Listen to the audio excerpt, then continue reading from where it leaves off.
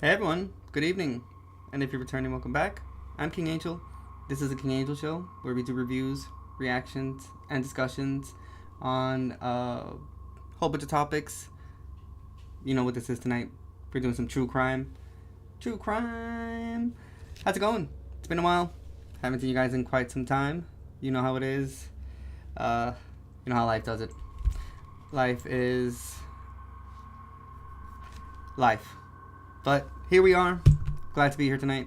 Hope everyone's doing great. We're going to have some True Crime Daily fun tonight. And we're going to be reviewing one of that chapter's case videos. He is so awesome. I think it was around probably like April of last year, 2022.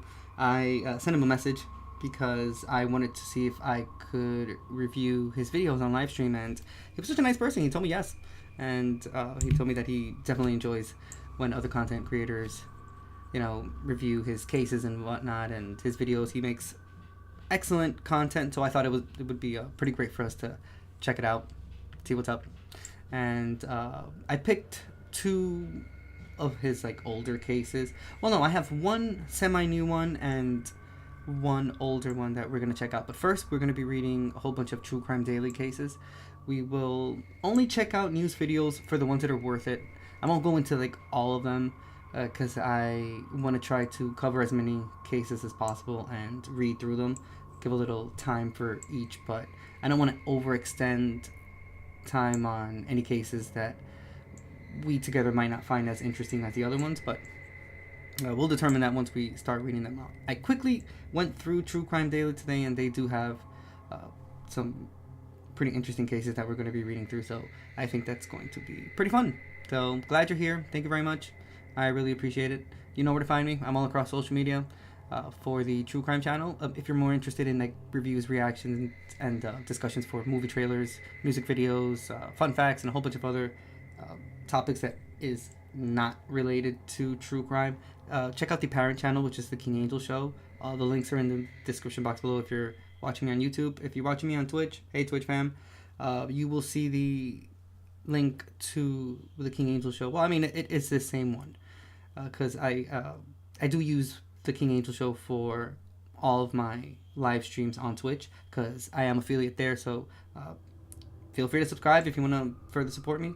You can also just follow me if you want on Twitch. And the point is, all of the links are in the About section there as well. If you're watching me on Facebook, howdy, how's it going? Same thing. Links are all in the description box, so you can just find it there. I have a Patreon if you want to further support me. That's $1 a month for this true crime channel. I post all the live streams there, full episodes. You get the audio versions, channel ports for Twitch, private Discord channels, access to the public Discord, which is KAS True Crime.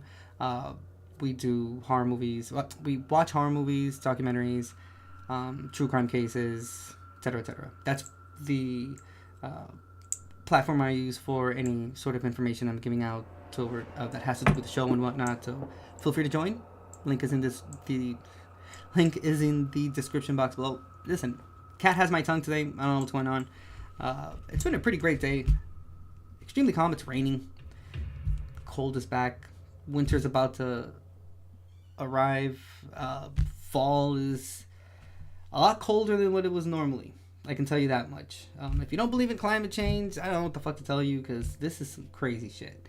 And normally around this time here in Northern California, it's nippy enough for you to wear a jacket and whatnot. But bro, I had to go out with a sweater and a jacket today because it was freezing. And there's a snowstorm happening in a lot of parts in the U.S.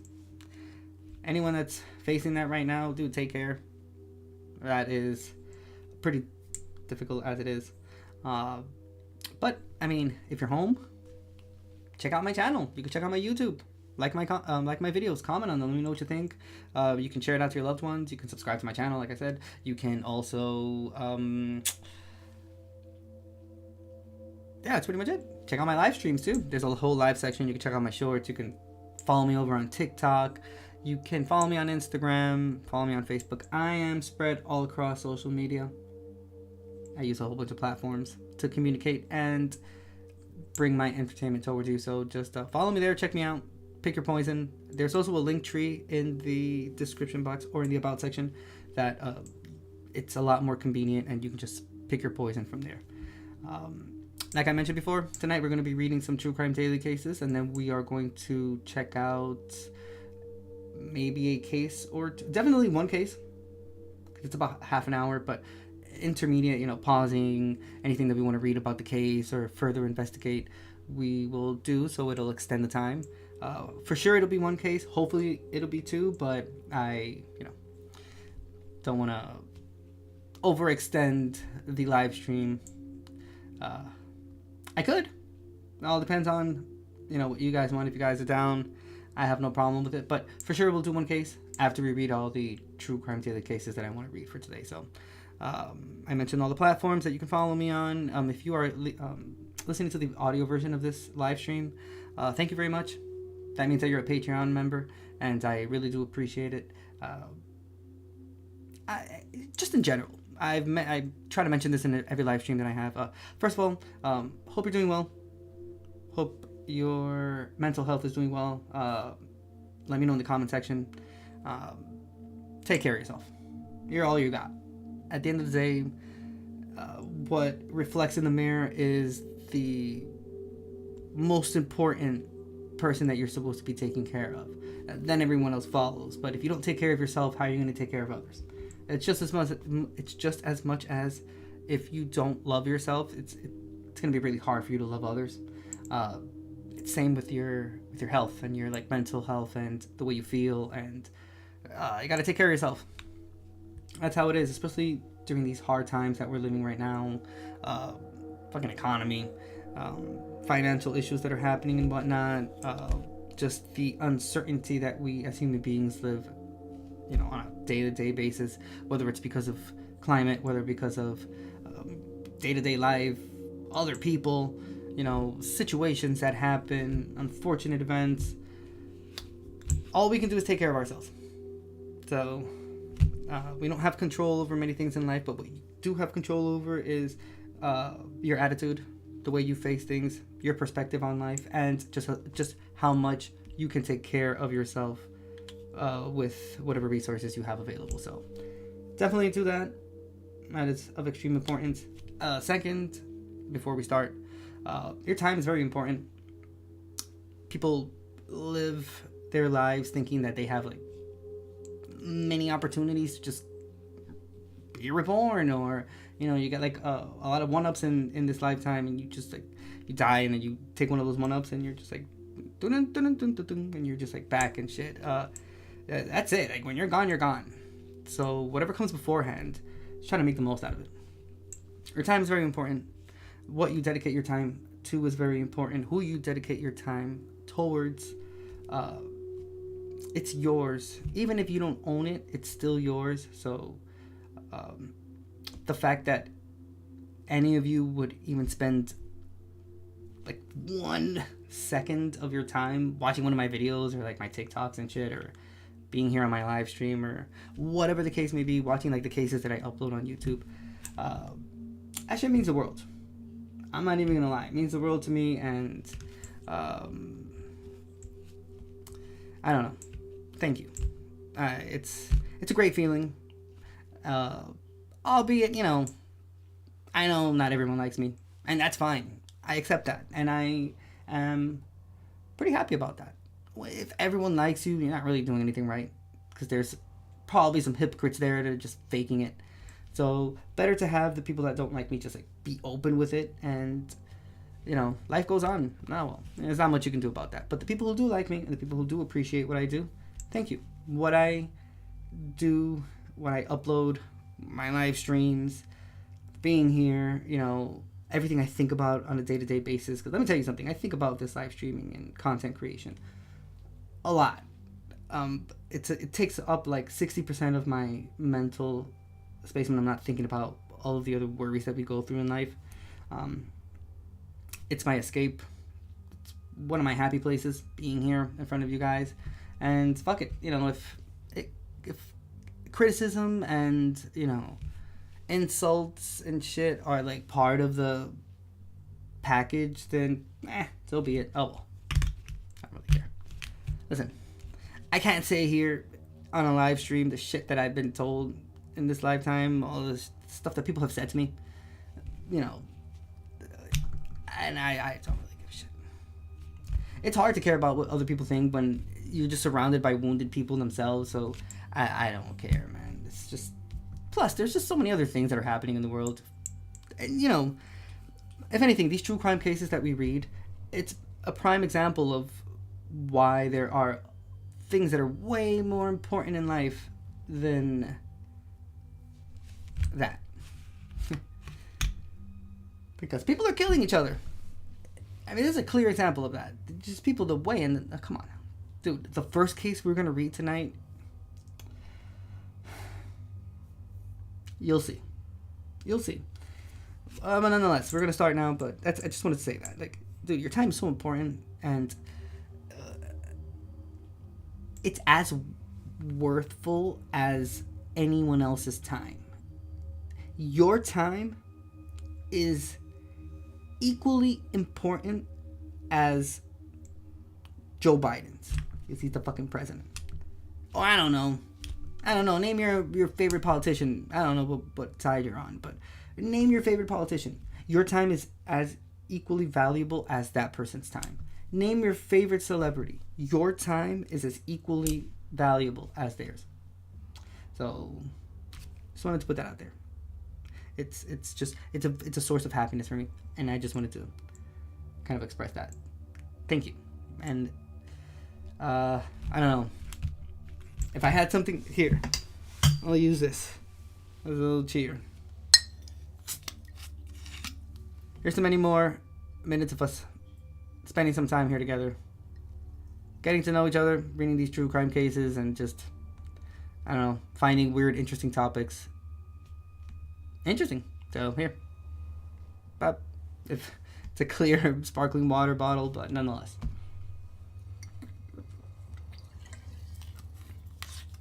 Alright. Oh! Before I start, I forgot to tell you guys this. I mentioned it over on a YouTube post. I also sent it on Discord, which I would love for you to join. KAS True Crime. You already know what we do there. Link is in the description box. I made a list of famous true crime cases. I had actually done this a while ago, but I had it in a jar there, and I haven't done anything with it yet. But a list of very famous true crime cases. Next live stream that I'll do, we are going to do just that. I'll pick a random case from there, shake that jar up pretty well, and then we'll just pick something from there, and whatever case pops up will be the case that we will be reading about. We'll read any interesting news articles, finds out the why, when, how, who, what of the case, and learn about it. I mean, you know, it is famous cases. I guess one of the things that distinguishes me from maybe all the other content creators that are out there that are pretty amazing and do amazing videos, I like to read these cases completely unscripted. I just kind of read through whatever's on that True Crime Daily website the day I'm going to be live streaming, just to kind of quickly see how many cases there are available and if it's worth it, because sometimes they just don't have cases that would be interesting to extend a live stream on. But like I said, I think that's what distinguishes me a little bit more than all the other content creators, because we read these cases together, and it's cases that are happening right now all across the U.S. Again, like reading all these, it's just, I don't know. It's a little bit weird. It's a weird feeling because it's, again, a pretty clear example of all the bullshit that happens in this country. I'm going to switch over to the other screen because I am pretty anxious for you guys to see what is what I'm seeing on my end. And we'll start with that first case because this is some batshit crazy stuff. So we'll switch over to the other one, and we're going to be starting tonight's True Crime Daily portion. I'll pause the music here. Oh, you know what? Let me open chat real quick. I didn't even have it open. I'm sorry.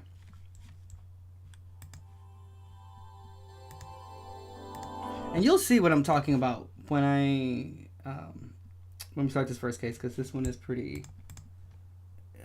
It's pretty weird.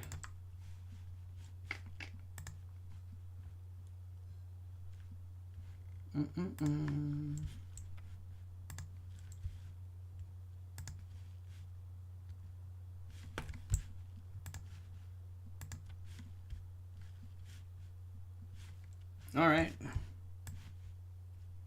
YouTube chat is open. Going on Twitch now.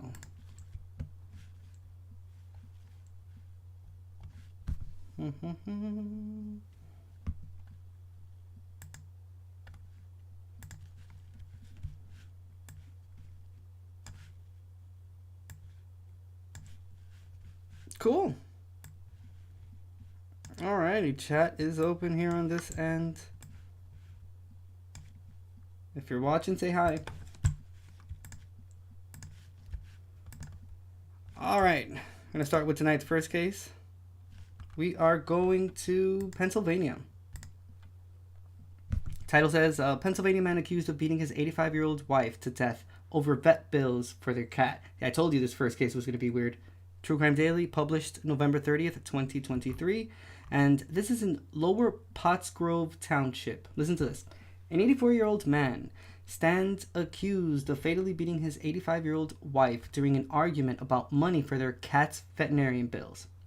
According to Montgomery County District Attorney Kevin Steele, on Tuesday, November 28th, shortly after 2:20 p.m., Barton Seltman called the Lower Pottsgrove Township Police Department and reported an unresponsive female. Seltman told dispatchers he thought his wife was dead and that someone had beaten her, WCAU-TV reports. Seltman allegedly told police that his kitchen had been ransacked and his wife sustained a head bleed. Officers subsequently responded to the home on North Kame Road, where they found Seltman on the porch with blood on his hands, face, and clothing, Steele said. Inside the kitchen, police reportedly found Seltman's wife, Margaret Seltman, dead with apparent head injuries. According to WCAU, investigators recovered a kitchen knife under the victim's body, and they found pieces of glass from a candle jar. Barton Seltman was transported to Pottstown Hospital to treat a hand injury. Lower Pottsgrove Police and Montgomery County detectives concluded that Margaret and Barton Seltman were allegedly arguing about money for veterinary care for their cat when the fight turned physical. Barton Seltman reportedly told investigators that during the dispute, his wife grabbed a knife and threatened to hurt him, so he pushed the legs of a chair into her. According to Steele, investigators found evidence suggesting that the suspect struck the victim multiple times in the head while she was on the kitchen floor. Seltman allegedly punched his wife in the head repeatedly, even though he said he did not see a knife in her hand while she was on the ground. He reportedly took a candle holder and used it to hit her. Well, according to the affidavit obtained by WCAU, Seltman told investigators his wife said, "You're killing me," and then she went to sleep. A forensic pathologist determined that the victim died of blunt force injuries and ruled her death a homicide. Barton Seltman was arraigned on charges of first-degree murder and third-degree murder. He remains held in the Montgomery County Correctional Facility without bail. Wow. He killed her with a candle holder. Like, he beat the shit out of her with a candle holder. Wow. And he didn't even stop when she told him that he was killing her. It's crazy. Mind you, this is a 84-year-old man that did this to an 85-year-old woman. That's insane.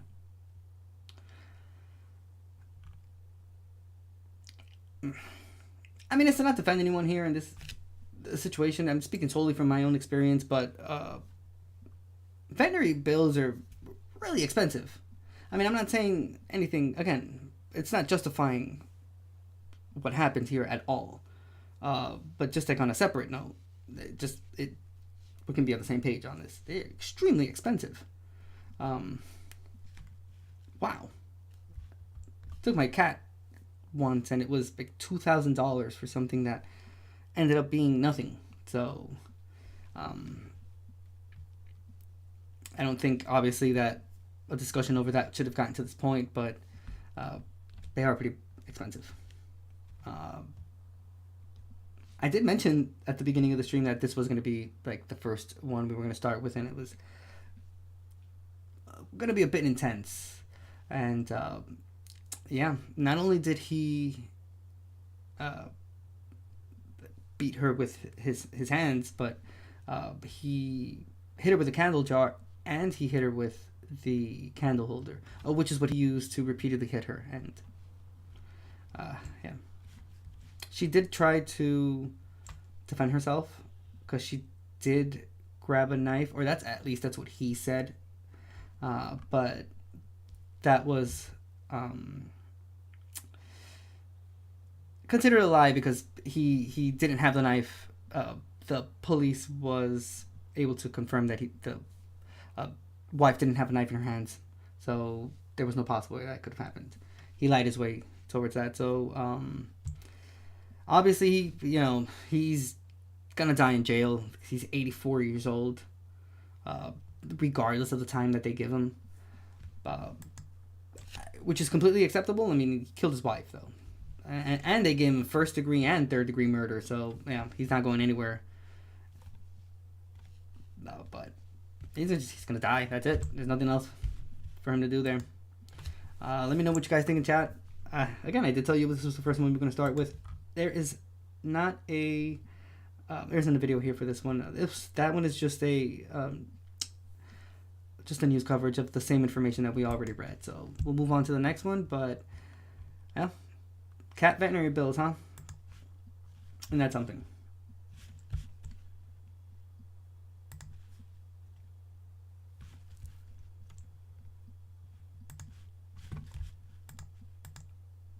We're going to Florida. Title says, Florida woman sentenced for killing her mom, gouging her eyes out, and placing them on a cardboard box.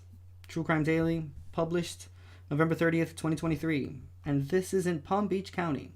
And it says, a judge sentenced a woman to 15 years in prison for violently killing her mother 5 years ago and cutting her eyes out. Wow. WPTV TV reports Camille Bala pleaded guilty Monday, November 27th, to manslaughter with a weapon. She already has over 2,000 days of time served because she has been in custody since her arrest in 2018. So she will serve less than 10 years in state prison. Jail records show Bela was originally charged with first-degree premeditated murder. Bela was scheduled to stand trial Friday, December 1st. According to the probable cause affidavit, on March 16th, 2018, at 1:40 a.m., the Palm Beach County Sheriff's Office received a call from someone who said his co-worker, Bela, needed them to come over because Bela believed she may have murdered her mother. The co-worker went to Bela's residence on Country Club Way in Royal Palm Beach and found her covered in blood, so they called 911. Deputies arrived and said Bela appeared frantic. She reportedly told one of the responding deputies, I killed my mother, and I need help. She said her mother was in the garage, so the deputy went inside and found a significant amount of blood spatter throughout the residence. The deputy made his way into the garage and discovered Francisca Monteiro Bela deceased. She was partially clothed with multiple large lacerations on her body. The affidavit says Monteiro's eyes had been removed from her head and placed on a nearby cardboard box. The fire department arrived at the scene to aid Bela, who also had lacerations on her body. She reportedly told officials she smoked cannabis but believed it was laced with flakka, a drug similar to bath salts, or PCP. According to the affidavit, Bela continuously mumbled, screamed, ran around, and eventually fell to the ground. While on the ground, Bela began to spontaneously scream, I'm a murderer. I'm a murderer. She had cuts on her hands, knees, and fingers, so a deputy transported her to a nearby hospital. Investigators obtained a warrant to search Bela's home several hours later. A trail of blood reportedly led from the living room to the kitchen, where the amount of blood in the trail grew heavier and into the garage. Investigators found Montero Bela with several large, deep lacerations and traumatic injuries throughout her body, including her head, arms, chest, stomach, and groin. The affidavit describes both of her eyes had been removed from their sockets. Several feet away from the victim was a cardboard box which had the victim's eyes on top. Wow. Detectives noticed broken glass that they believe caused the cut on Bela's hands and kneecaps. They also found notes with religious messages on them that related to clearing of the soul, as well as paper with cannabis on it. Wow. That's some horror movie shit right there. Wow. Removed both her eyes from her sockets. Isn't that something, huh? Not only did she commit the actual murder, but just like to top it all off, she cut her mother's eyeballs out. I mean, obviously those are extremely heavy drugs. I have actually only ever heard that Flacca mentioned only like once or twice. I think I heard it on the news and whatnot. I don't really know. I only smoke weed. That's about it. I'm pretty boring. I don't even drink alcohol or anything, so I'm not really so much up to date with any of these, I guess, new drugs that the people are into now. Or I don't know how long this has been around, but again, I'm probably one of the most boring people you're ever going to find, when it comes to that. And I had no idea that was something, but it's a drug similar to bath salts or PCP, and I don't know, by the stories I've heard of both of those drugs, it's pretty intense, and it does make people do some weird shit. I'm probably 10 years ago or something like that. I know you guys remember the whole bath salts thing with the guy that supposedly ate the other person's face and whatnot, which ended up not being that at all. And it was just something that someone started saying at one point, and it just snowballed into this conspiracy theory that everyone just fell for.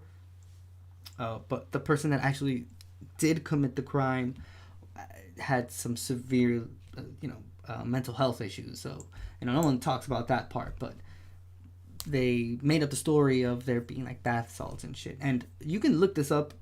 This is public information. I'm not just pulling this out my ass. There's actually a pretty good documentary that explains it. You might find it on YouTube or on Hulu. I don't remember, but if I remember the name, I will post it on chat so that you guys can see it. But why am I mentioning this? But there are certain drugs that can just, I guess, confuse you so much that you could be capable of committing crimes. And I don't know if it's that you won't know necessarily what you're doing, but do I blame drugs specifically? In this case, no, probably a 50%, 40%.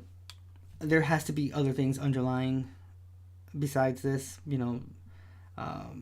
There could well be some trauma behind all this. There could be a lot of things involved that we're only seeing the surface of it because we're just reading the case that happened, the consequences. But what caused it or what led it to this point is, I think, the most intriguing part of it. And we can only guess, I guess. We can only imagine it. We can only draw our own conclusions based off of what we just read, but we don't really know. We don't really know the backstory behind all this. But if we were to take it just at face value, based off of what we just read, I think it's a combination of drug use and underlying issues that were already there that I guess were exacerbated because of the drug consumption. I don't know. Let me know in chat. Let me know what you guys think. For this one, we will check out the news website, see what they have to say, see if they have any interesting video, which they do. This is from WPTV.com. I guess this is from West Palm Beach, Florida. Shout out Florida. Title says, a woman who gouged out mother's eyeballs, placed them on cardboard box, pleads guilty to manslaughter.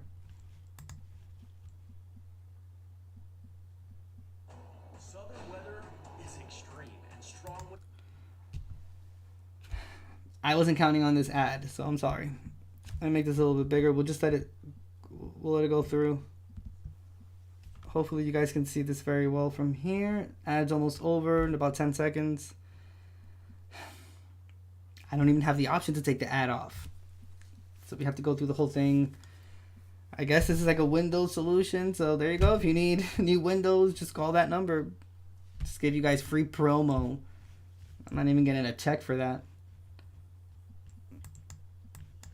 With killing her mother in 2018 has pled guilty. Camille Baya pled guilty to a lesser charge of manslaughter with a weapon after investigators say she gouged her mother's eyes out. Baya was sentenced to 15 years in prison and another 15 years of probation. Oh, that's it? Oh, that's pretty short. Let me see, does it have anything else? Another ad. Wow, they're really trying to get you to buy things, huh? Pretty short. I don't know why I had that weird a black square around it, but oh well, nonetheless. This is a perpetrator right here. Gouged their mom's eyes out. That's crazy. Again, it's not so much the crime being committed, but the fact that after you did what you did, then you proceeded to take that extra step. That's crazy and quite terrifying, let me tell you. We're going to Maine. The title says, Maine man accused of killing woman at senior housing complex because he thought she was a witch. True Crime Daily, published November 28th, 2023.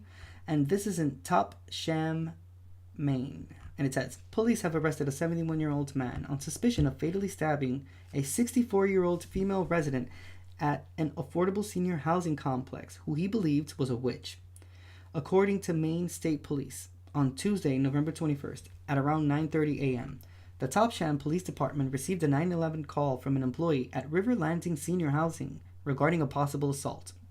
Officers and medical personnel responded to the complex on Elm Street and found Christine Miller dead at the scene.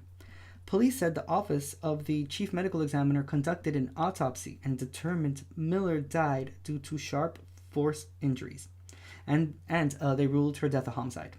A WGME TV reports that Miller sustained multiple stab wounds. Police allege Robert McClure, who also lived at River Landing, killed Miller. Witnesses reportedly saw McClure exiting the victim's home holding a knife. The property manager told WGME that other residents in the building said that McClure talked about witches, and he allegedly threatened to set the complex ablaze.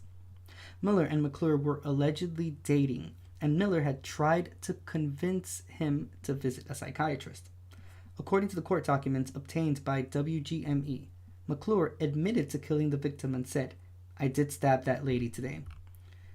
Maine State Police apprehended McClure at the scene on a charge of murder. McClure reportedly told police during his arrest that demons and witches lived in the apartment building, and he heard voices about them. McClure allegedly believed Miller was a witch and that she needed to die. McClure was sentenced to appear in court on Monday, November 27th. Wow, it's like taking a page from, changing some words here and there, but this is sort of like what used to happen during the Salem witch trials. Some rando would just say, like, the woman was a witch, and they would just, like, burn her at stake, or they would just, like, kill her. Clearly, he had some mental problems. The fact that he thought that demons and witches were talking to him, and that they lived in the senior housing and whatnot. Mind you, he was 71 years old. I'm not saying that a 71-year-old is necessarily prone to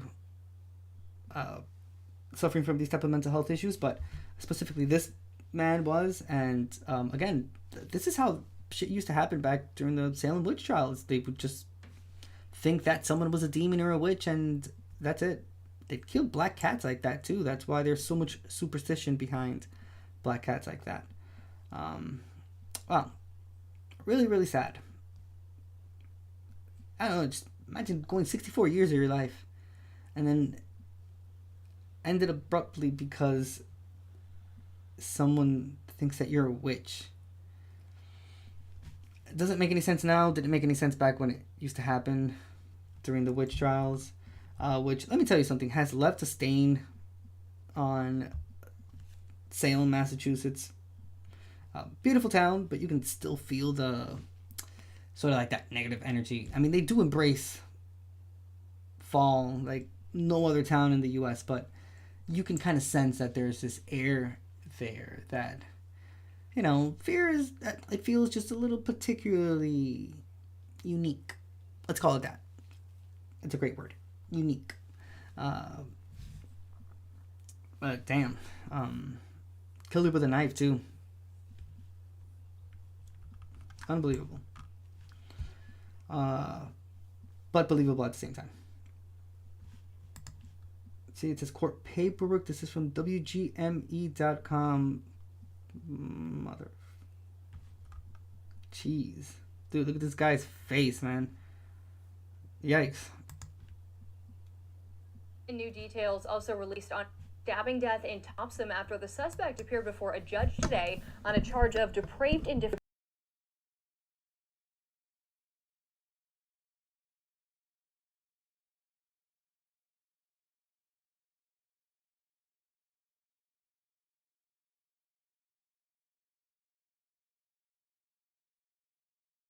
Floor, holding a cloth to the neck of the victim, 64-year-old Christine Miller.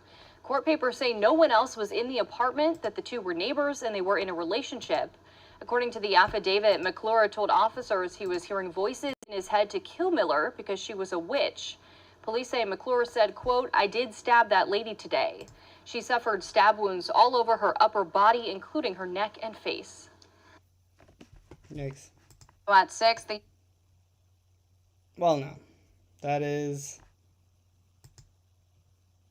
pretty out there. Pretty out there. Let me check something real quick. How would I be able to check this? Sorry. Just taking one quick look at this. I just noticed that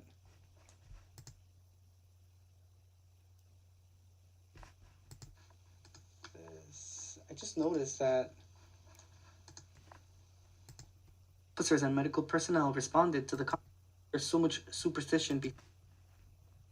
stabbing death in Cool. All right. I'm sorry. I don't know why I thought my mic wasn't working. All right. Pretty sad. Move on to the next one, but yeah, dude. Again, superstition is pretty alive, and obviously this man had some really, you know, untreated mental health issues that had just gotten a lot worse with time, to the point where, he committed this crime.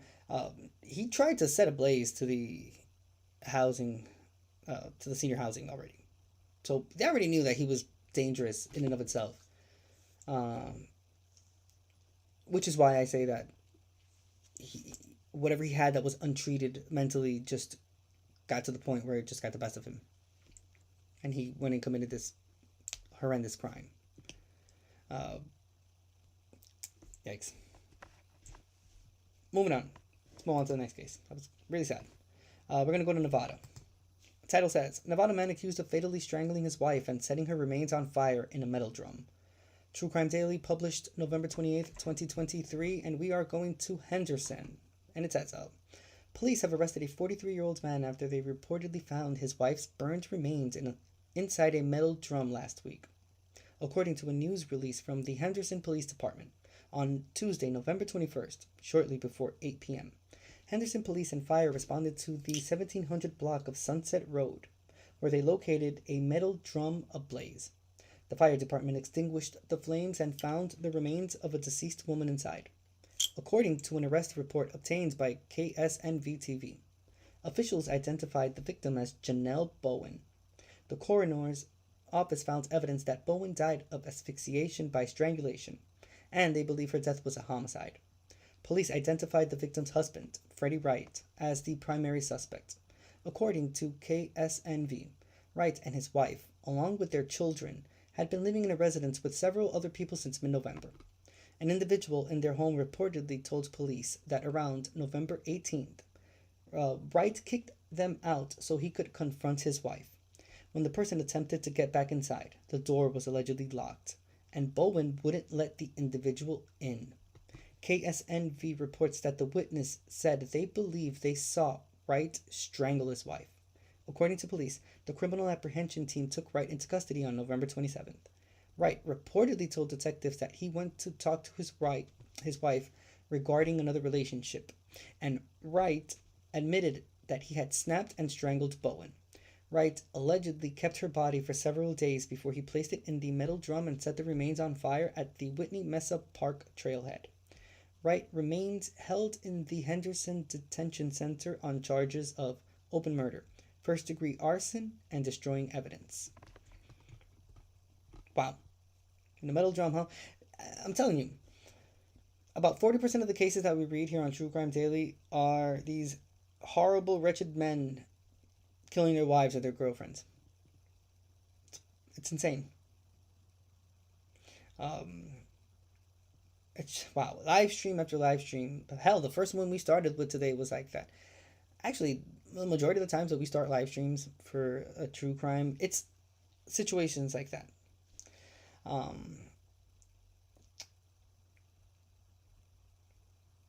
People move on.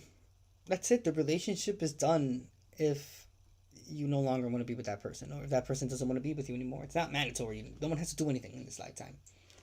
I don't give a shit if we're married or not. Like, I don't have to do anything. You don't have to do anything either. But it's funny. Someone left a comment on one of the videos that I uploaded on YouTube that you should check out. You subscribe to my channel. But one of the comments that this person wrote was, why is it so difficult for some people to just understand that they just don't want to be with them anymore? And this is a clear example that, yeah, maybe she did have another relationship. That's it. Shouldn't that be where the discussion ends? Like, that's it. Yeah, you cheated on me. I don't want to be with you anymore. Nip it in the bud. That's it. That ends there. Everyone moves on. But it's just insane to me that there's literally people that will take someone else's life because of this, and in a lot of the cases take their own lives as well, because they're cowards, not wanting to face consequences of their actions, because they know very well that if they stay alive, they're going to be incarcerated and they're going to spend their whole life in jail, and they don't have they don't want to have to deal with that sort of smoke, so they cowardly just kill themselves. Happens a lot in Dominican Republic too. Unfortunately, it's a very patriarchal, misogynistic mindset kind of country, and it's the jealous guy, jealous man. If I can't have you, no one else will, and it's very sad. There's been many women that have lost their lives because of these cowardly men, which I think is a word that's thrown around way too easily without taking anything into consideration, because there's plenty of males in this world that like to call themselves men and are not nearly close to embodying that word at all, yet they think that they're so and this guy's a perfect example of it. Why didn't he confront the guy that he thought she was supposedly cheating on him with? There you go. Because a lot of these guys, they won't confront men. They won't confront other guys. They'll do this to women, but do it to someone else. Very sad. Very sad. Very sad, and it's again crazy how we're just consistently reading these cases and just different scenarios and these half-assed men. I hate these half-assed men so much. I do. I hate these alpha male, big talk, big type guys that are just like pieces of shit. Case in point, what we just read right now. Case in point. So, let's see if this has anything interesting from news3lv.com. It says, arrest report, man admitted to killing wife, setting fire to body in metal drum in Henderson. And new information into the newsroom about a woman's body found inside a burning barrel in Henderson. 43-year-old Freddie Wright has been booked on several felony counts, including open murder and arson. And now police are telling us that the woman found inside the barrel is his wife, Janelle Bowen. She was found near Sunset and Arroyo Grande last Tuesday. An autopsy revealed that she was strangled. Wright told police he confronted his wife about another relationship she was having. He said he snapped, blacked out, and strangled her. He's being held at the Henderson Detention Center. I don't believe none of this shit when they say that. The excuses that they give, blacked out.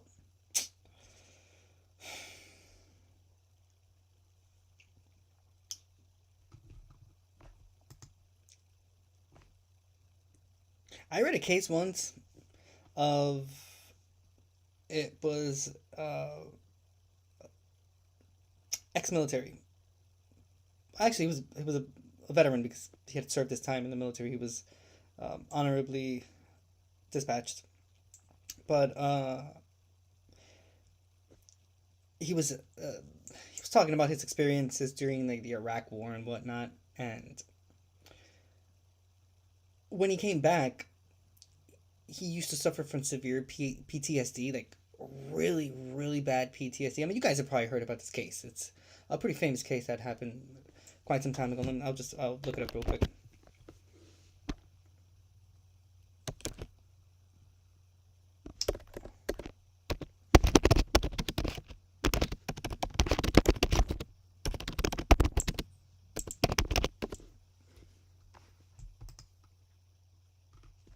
So again, this is old. This is from 2011. I believe his name was. I think it's not, I don't. Is it Zachary Gardner? I thought it was this one, Charles Bradley.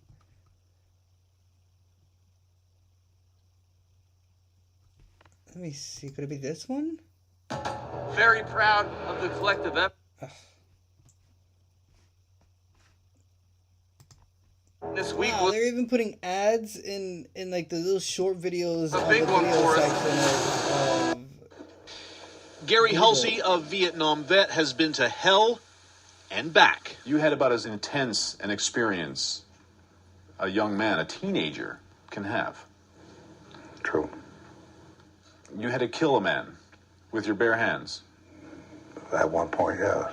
Halsey was 17 years old when he joined the Marines, a kid. 3 tours, and more than 3 years later, he came home battered, bruised, but determined to leave the past behind. The reason why I'm putting this video is because, the concept of blacking out and committing a crime is not something that is unimaginable. It has happened before, but it's not something that you can just say, as an excuse to anything, because this isn't the first case we've read of someone that says that they've like blacked out and have committed these crimes, but he willingly went and waited for his wife to get home and asked to speak with her alone. So you get my drift. Why are we watching this? It's just specifically there are cases where there have been people that have suffered these severe cases of PTSD that have actually like blacked out, and in this case, like the one we're reading now, killed his wife. And this is only one example. I didn't even know about this man. The one I heard was another case of someone else that I didn't know about this person.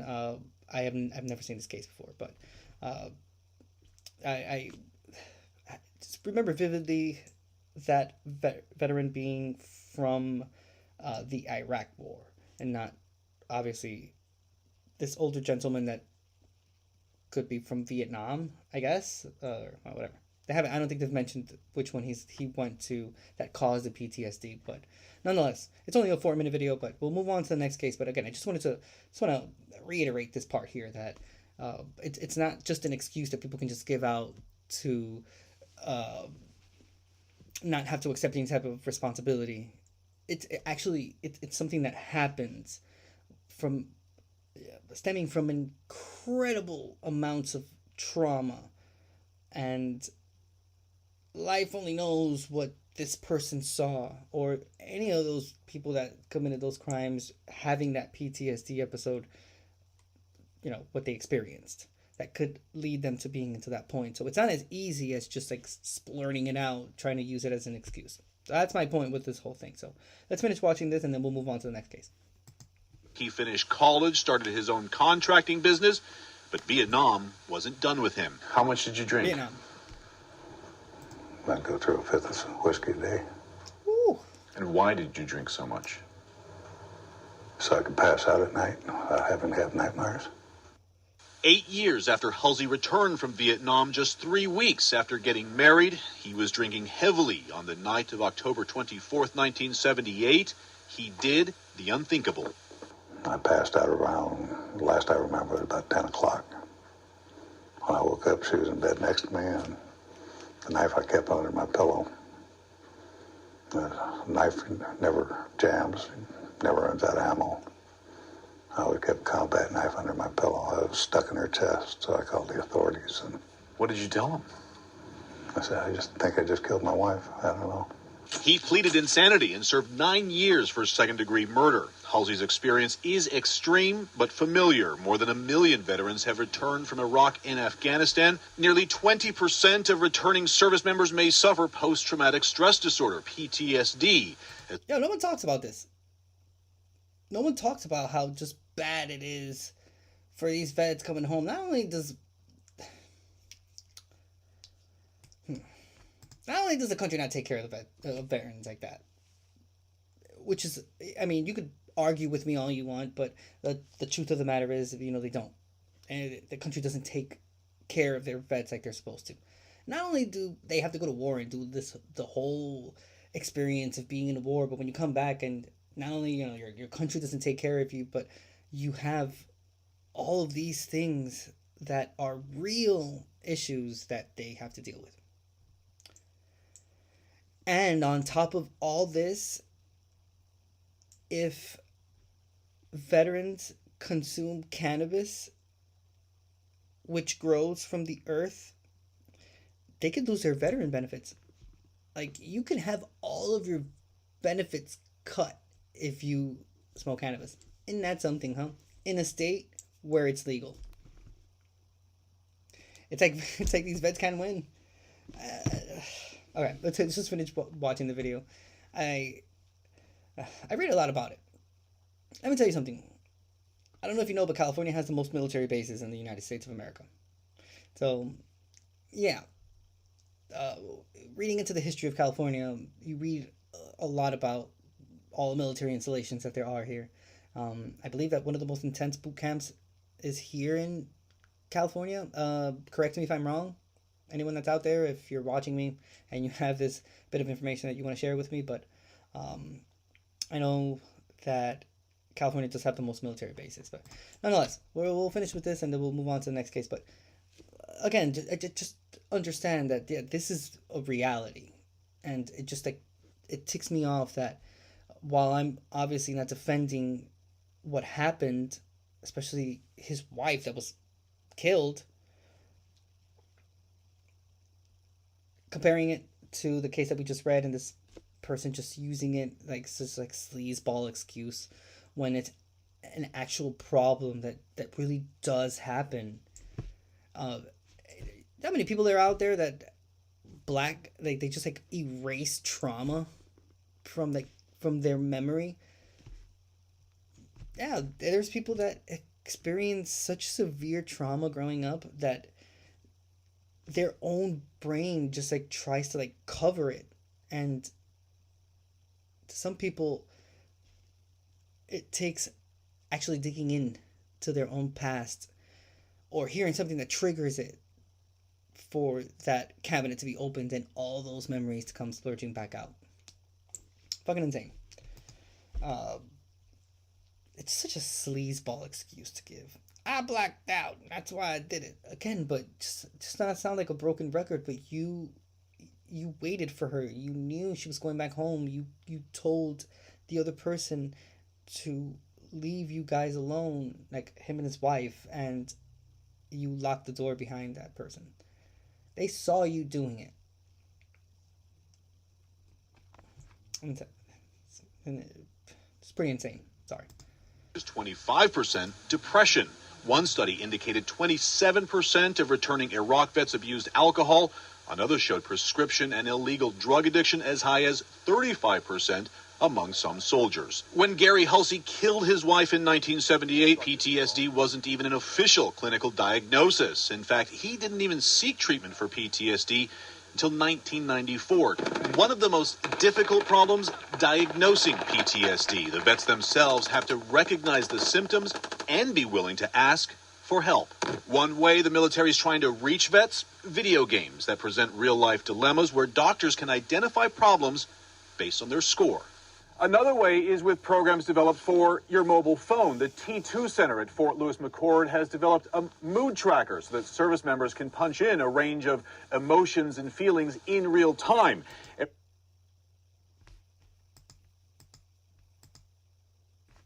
Wait, did you guys see and that? be willing to ask for help. One way the military is trying to reach vets, video games that present real-life dilemmas where doctors can identify problems based on their score. Another way is with programs developed for that's your exactly what mobile I thought. phone. The T2 Center at Fort Lewis McChord has developed a mood tracker so that service members can punch in a range of emotions and feelings in real time. Everything from depression to feelings of tiredness or hopelessness. Over time, the data helps define the possibility of stress-related problems. Tools that didn't exist in Gary Halsey's day. War is hell. Hell is defined as being separated from God. God doesn't walk around a war zone. Despite the hell, Halsey has turned his life around. In 2007, he became an elected official, a city councilman in Pacific Washington. When the local press heard A killer on the city council. Halsey was forced to shit. confront his past again as his murder conviction Damn. became widely known. Married 25 years now, he credits his wife Lois for helping him understand something he never thought he would. I came home from Vietnam. I knew fear. I knew anger. I didn't know how to deal with love or joy or happiness. I knew guilt. And guilt and fear would turn into anger. That was familiar. Yeesh. That is crazy. Now I know joy. I know love. Halsey says when his secret went public, the response was something he didn't expect. Hundreds of letters from his constituents urging him to stay at the city council. Miguel Marquez, CNN, Pacific, Washington. Wow, that's pretty crazy. That's pretty intense, too. If you really think about it. All because of PTSD. So, yeah, that's basically why I wanted to show the video. This person here, yeah, just it rubs me the wrong way. Him saying that, you know, she's like blacked down and whatnot. I understand that he says that he snapped and strangled her, fine, but he did keep her body for several days. So again, you know, it's a pretty sleazy excuse to try to get away with a crime that you committed. Moving on. We are going to Maine again. Title says, Maine caretaker accused of fatally stabbing romantic partner and her own grandmother multiple times. True Crime Daily published November 27th, 2023, and this is in Denmark. And it says, deputies arrested a 53-year-old caretaker over the weekend on suspicion of fatally stabbing her significant other and her own grandmother. According to a news release from Maine State Police, on Saturday, November 25th, at around 2 p.m., Oxford County Sheriff's Office deputies conducted a welfare check at a home on Fuller Lane, where they found 2 deceased individuals inside. The sheriff's office identified the victim's caretaker, 53-year-old Tazara Jones, as the primary suspect and transported her to a hospital for evaluation. WMTW TV identified the deceased individuals as Jones's grandmother, 93-year-old Arimian Mayo, and Jones's romantic partner, 69-year-old Michael Willett. According to court documents obtained by the news source, Jones told police that her significant partner was hunting, but officers later learned that Willett used a wheelchair and was unable to do so. Jones reportedly refused to let police search the home, and she told an Oxford County Sheriff's Office sergeant that he was a mongrel and to get down on his knees and pray. WMTW reports that police found Willett deceased on a bed, and they discovered Mayo's body in the home's entryway. Police said the medical examiner performed autopsies on Sunday, November 26th, and ruled the victim's deaths homicides. Mayo reportedly sustained at least 10 stab wounds, which officials believe occurred before and after her death. Investigators determined she had been dead for over a day before police found her body, according to WMTW. Court documents alleged that Willett had been stabbed 3 times, and he had also been dead for more than a day, WMTW reports. Police recovered a blood-covered butcher knife at the scene near Mayo's body. Jones and her partner had allegedly been living together for years before her grandmother moved in with them in July. A family member reportedly told police that Jones was tired of caring for the victims, but she wouldn't allow the family member to help. According to police, Jones was charged with 2 counts of murder, and she was booked into the Oxford County Jail. She was scheduled to be arraigned on Monday, November 27th. Can't even trust family members, huh? Can't trust anyone. It's crazy. I'm just reading through it really quickly. Jones's grandmother. So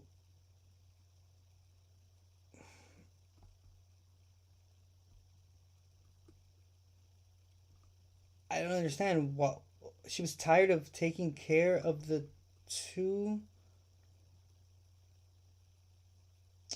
victims, but she had a romantic relationship with Michael Willett, who was only 69 years old. I understand, like, the grandmother, she's 93. What did she have anything to do with this? Like, wow. What a piece of shit.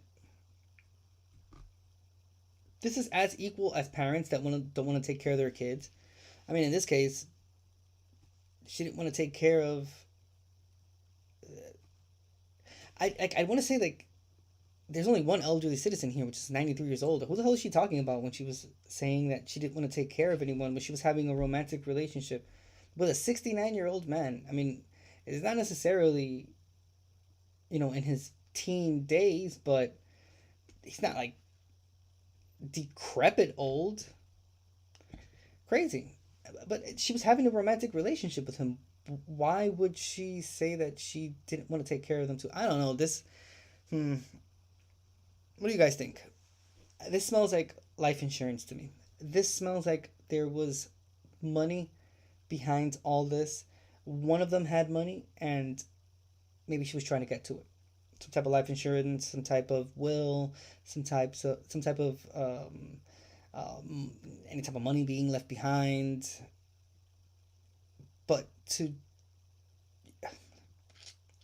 I don't doubt the fact that this person could have been that fucked up in the head to commit this crime like that. But, with that excuse, though, I don't know. I'm not buying that because she didn't want to take care of them. It really does feel like there's money involved in this. Plus, she told the officer he was a mongrel and he needed to get down on his knees and pray. So that's the person committing the crime. Isn't that something, huh? Alright, we'll move on to the next case. But let me know in chat. Do you guys agree with this? Like, do you agree with me? Does this not sound like a life insurance kind of case? Where she's trying to stay with some money? Maybe he had money and she was trying to keep it, or maybe her grandmother had money and she knew where it was and she was just trying to keep said money. Maybe she was she was her caretaker. Maybe it was something official that she had her name like in her grandmother's bank account and whatnot, that she could have access to the money only if circumstances where her grandmother were not alive anymore or something. But I don't know. Maybe it's just me. I'm a skeptical, and I just don't buy this shit like this. So I think that there's an ulterior motive to everything, and I think that maybe the ulterior motive here was money, some type of money being left behind, and she was trying to access it, and the only way to access it was by killing the two victims, like her grandmother and her lover, because again, she was in a relationship with him. We've seen many cases here, plenty of cases out there of the main reason being money. So it doesn't surprise me that, or in this case, it would not surprise me if later on there's another story published on this, like an update, and she would have confessed that it's because of that. She was trying to keep that money. So money makes you do horrible things. Well, not money. The pursuit of money makes you do horrible things. Because if that would be the case, every rich person and every wealthy person in the world, or anyone with money, would be a mass murderer. So it's not necessarily the money. It's what the pursuit of said money does to people. Wise words, huh? Damn. Moving on to the next case. Oh, I think we did all the ones that were here on the main slides. We will move on to...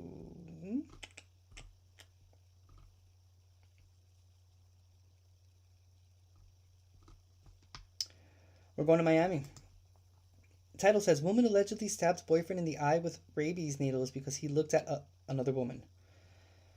True Crime Daily published December 1st, 2023, and it's in Miami. Police arrested a 44-year-old woman over the weekend after she allegedly used rabies vaccination needles to stab her boyfriend in the eye during an argument.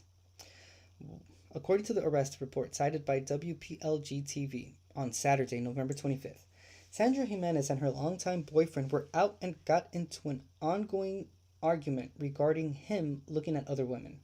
Jimenez and her boyfriend reportedly returned home at approximately 10 p.m., which is when their altercation became physical.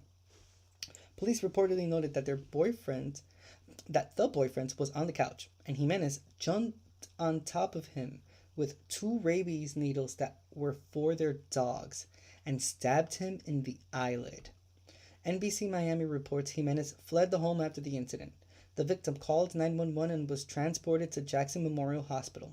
Police reportedly located Jimenez asleep in her car, and she told officers her boyfriend stabbed himself with the needles.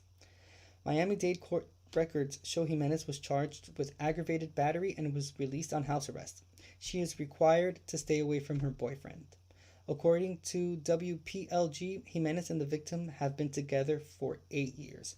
I will bet anything that they get married. On God, they get married. I'm telling you. That's crazy, dude. That reminds me of that scene in Goodfellas when the wife jumps on Ray Liotta with the gun in her hand. But just in this case, she has like 2 rabies needles and she actually does stab him in the eyes with them. Wow. You know the audacity that you have to have? You know how pissed off you have to be to grab 2 needles and that be your weapon of choice to attack someone with? Bro. But I really do think that they will get married. Only because they've been together for 8 years, and it doesn't say anywhere here that he left her. It just says that she's required to stay away from him. So watch this be a story of passion where they can't get enough of each other and they go against the rules of the judge because they have to be together. El amor. La pasión. When I was in high school, there was this couple that were the most dysfunctional couple in the world. Mind you, we were in high school. And it's just, they were the worst together. They brought the worst out in each other. They were horrible people, horrible for each other. They were, individually, they were really nice, and they were, like, pleasant. At least she was pleasant to talk, to speak with and whatnot. He's an idiot. But nonetheless, they were together, and she was very jealous. That's like the one thing that she had. She was an extremely jealous person, and this was like a week before we graduated high school.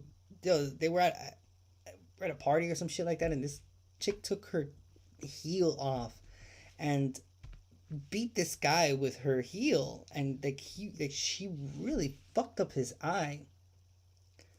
And he stayed with her for like 3 more years.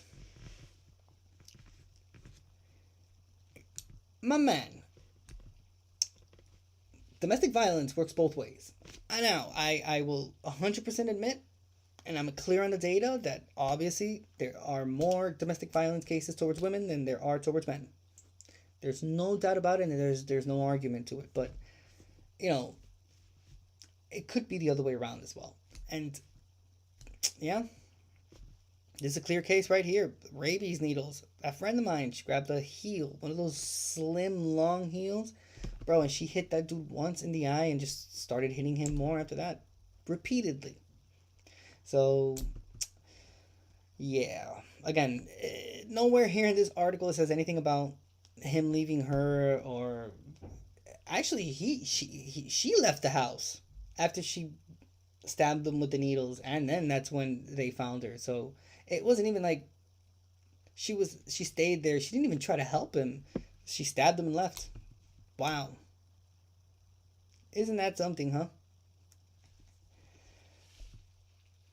I hope we get an update. I don't think we're ever gonna get an update on this one. But if we ever do, it would be really funny if the update would be that they married, and you know they've been together longer since this point. It's November 25th. Could you imagine they give like a 5-year update on this, and yeah, they got married, and they're like a full-fledged like married couple, married with children, and ooh, yikes. I mean, if it's not nipped in the bud, could be just the beginning. I mean, if someone stabs you with needles, who knows what else they're capable of doing? Because she didn't give a shit. So just as much as she didn't give a shit when she literally tried to kill you with a needle, I'm pretty sure if anything would escalate at any other given time, the consequences would be a whole lot worse. So, my guy, if I were you, I would run as fast as possible, try to get myself out of the situation. I'd move countries, move states, move cities, anything that it takes to be able to get as far away from this very crazy person. Because that passion, the passion, yeah, that could become a crime really quickly. We don't need that in our lives. Moving on to the next case.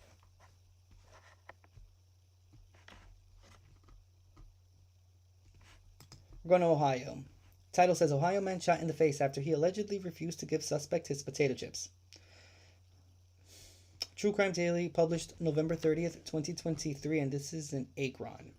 And it says, a 42-year-old man was arrested Wednesday for allegedly shooting someone in the face due to an argument about potato chips. You heard that right, potato chips. According to an Akron Police Department crime report, on Tuesday, November 28th, at approximately 8:30 p.m., officers went to Akron City Hospital after receiving a call about a shooting victim. Police spoke with the 31-year-old's victim, who said he was in his car at Lusty's Adventure on Stanton Street when the suspect approached him and shot him in the face. The victim transported himself to Summa Hospital where he received treatment.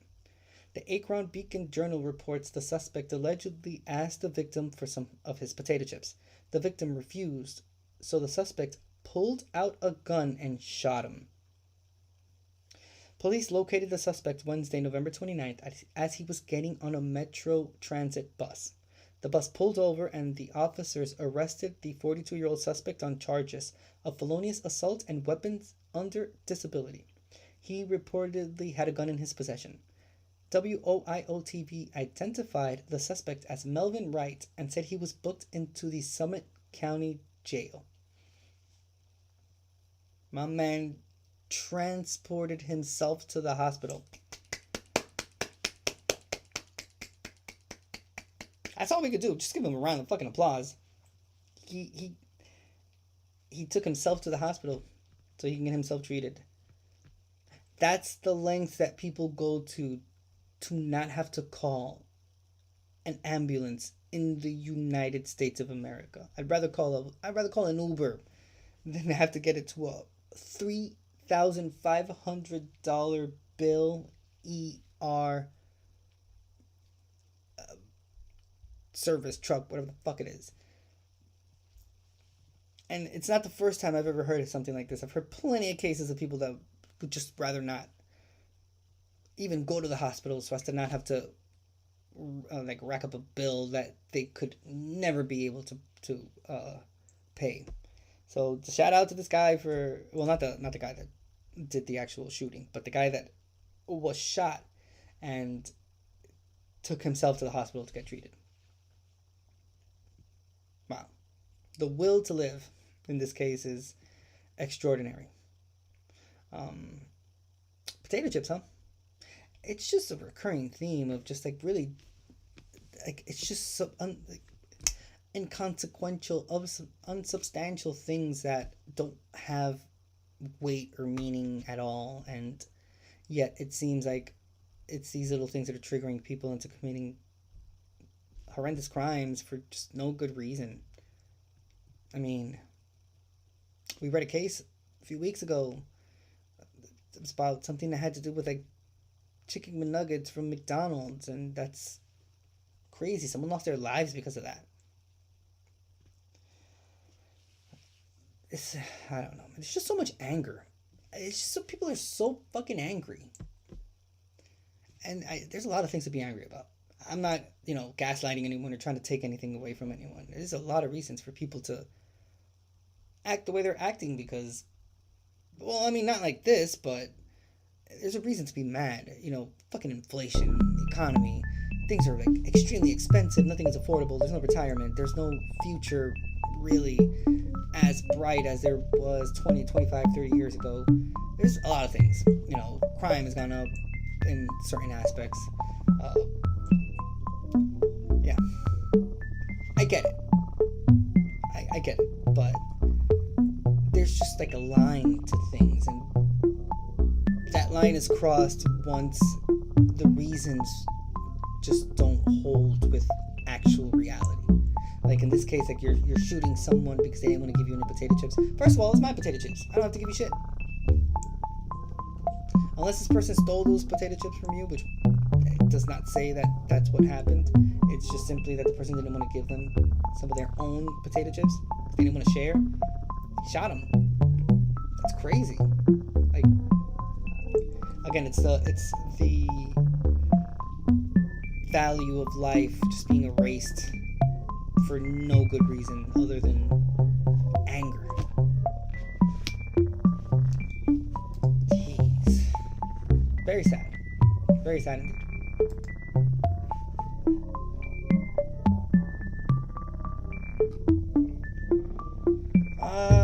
Because I say it so many times on this show, why do these people have kids if this is what you're going to do?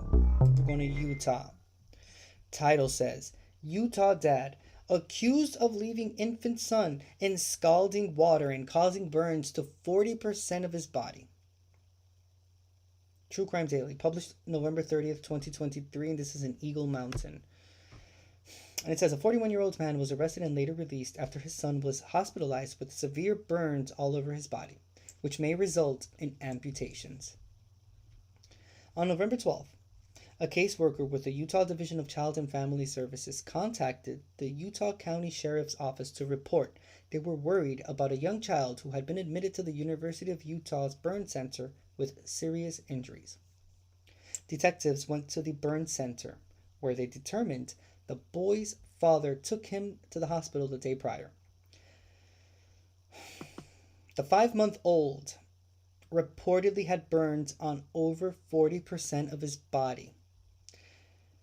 The Utah County Sheriff's Office alleges the injuries occurred while the infant was in a small bathtub under the care of the father.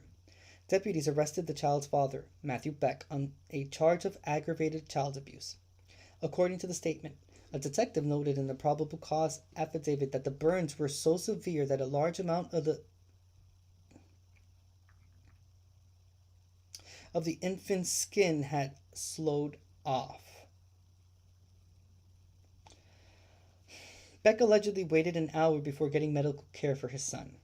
The affidavit, cited by KSL.com, alleges Beck left his son in the tub while it filled up to the top with hot water and was almost to the point of spilling over the side.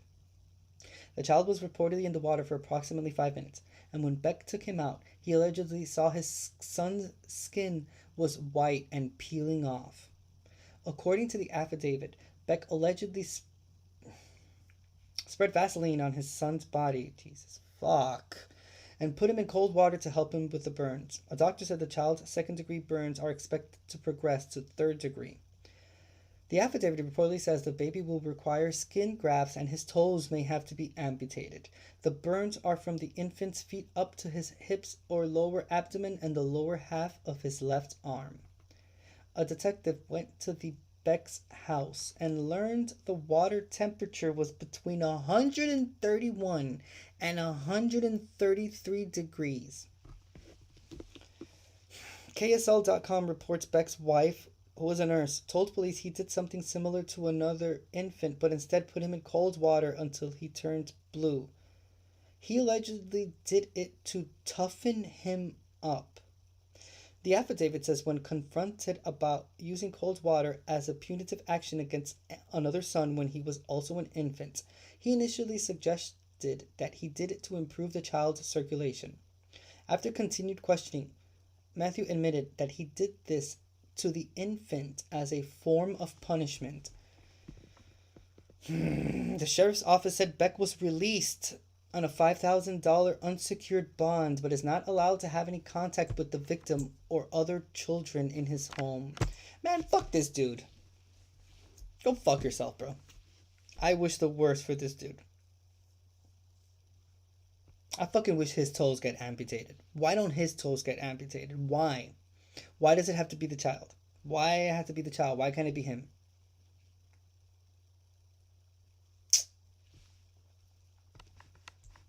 Just so that we can have sort of an idea of what 131 to 133 degrees of water temperature is. So,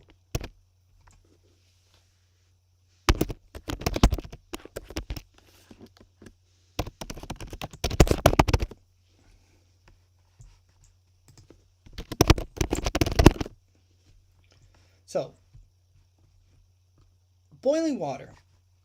What was this calculated as? I'm thinking they're doing... could it be Celsius? Because, well, let's just say that it's being calculated in Celsius because 131 to 133 degrees.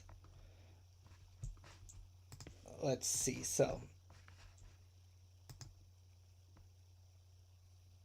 the boiling point of pure water is 100 degrees Celsius.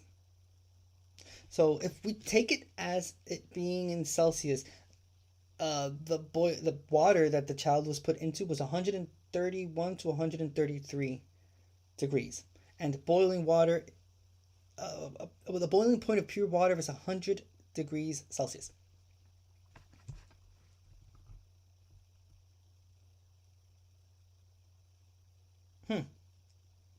Isn't that something, huh? And not only did he do that to one child, he did the complete opposite to another one to toughen him up. But why isn't anyone toughing this dude up? Why was he released on $5,000? I mean, he's a menace to society. if anyone should have been in jail, it should be, what my taxpayer dollars paying for? Why is this guy given bond? He tried to kill an infant, 5 months old. It says it right there. He was 5 months old. He put Vaseline on the child's body after he had put him into the boiling water that he boiled himself before putting the child into it. How is this not premeditated? Like, it's just that the child didn't die. So, I mean, he doesn't get any sort of responsibility. Like, this is the type of life that we live, and there's just no consequences. He's just facing no responsibility whatsoever. Guy got out on a $5,000 bond. Like, $5,000.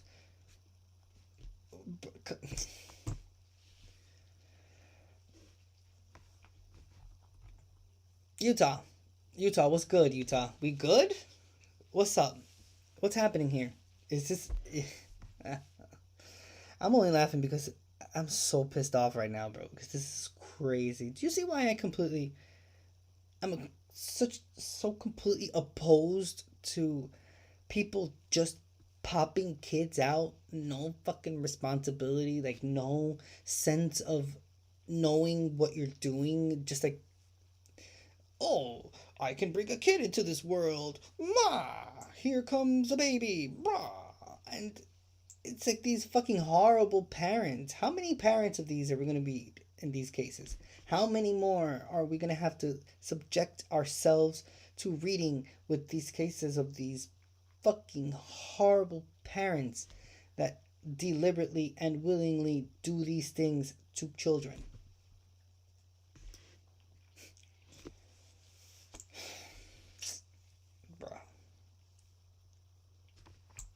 Yo, the burns were so severe that a large amount of the infant's skin had slowed off. Do you know what? Like, if you don't know what slowed off means, here, I'm gonna look that up in the dictionary for you. Just kind of get a feel of what happened to this child. So basically, this is from the Cambridge Dictionary. In biology, when snakes and other reptiles slow off their skin, they get rid of an old, dead layer of skin. Do you understand what I just read? In turn, like when we're talking about a human being. I'm going to reread it for you. When snakes and other reptiles slow off their skin, they get rid of an old, dead layer of skin. And his burns were so severe that a large amount of the infant's skin had slowed off. A 5-month-old. Sorry, I was gonna say like a 5-month-year. No. A 5-month-old, not a 5-year-old. A 5-month-old. No capacity of defending himself. There's no way this child could even utter a word other than it being goo goo gaga coming out of his mouth. Oh man.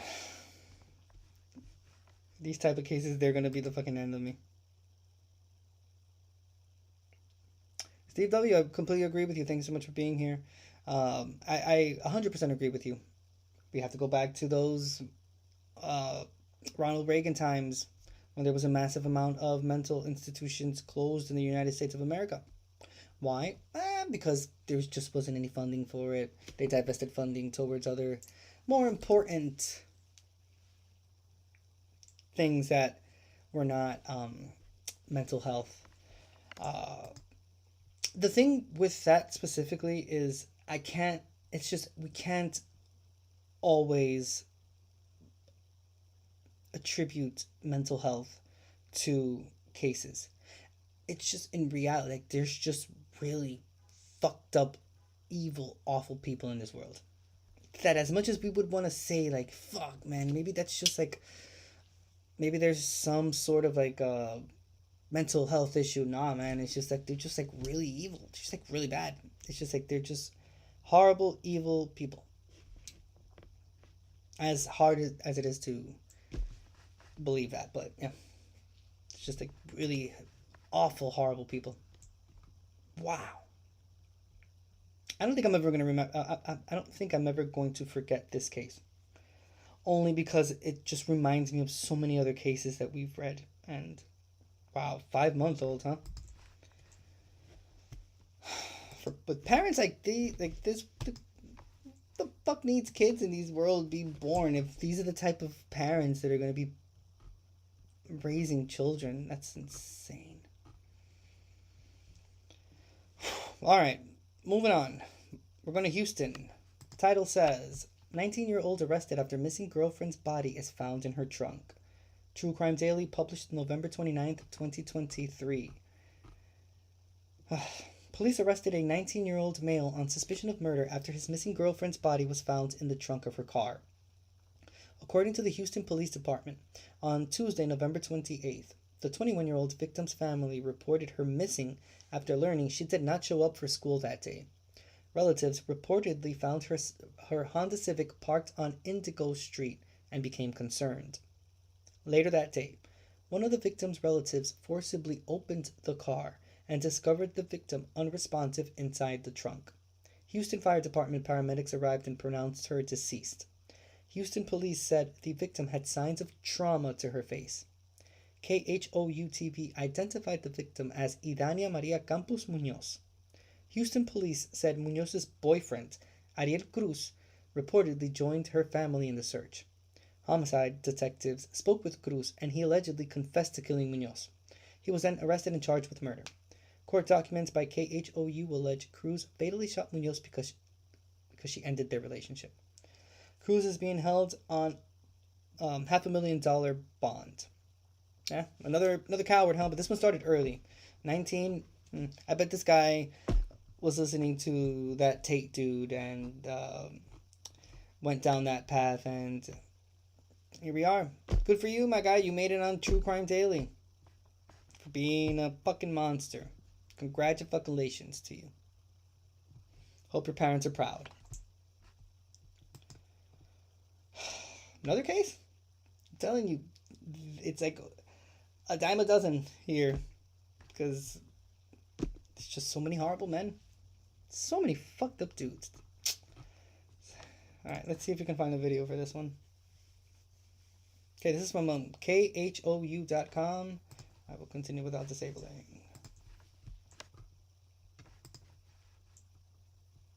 Go! Ooh. I don't even know what happens because it just started. It's huge sound, but very loud too. But nothing's on the screen, so I'm a little bit confused as to what are we doing here.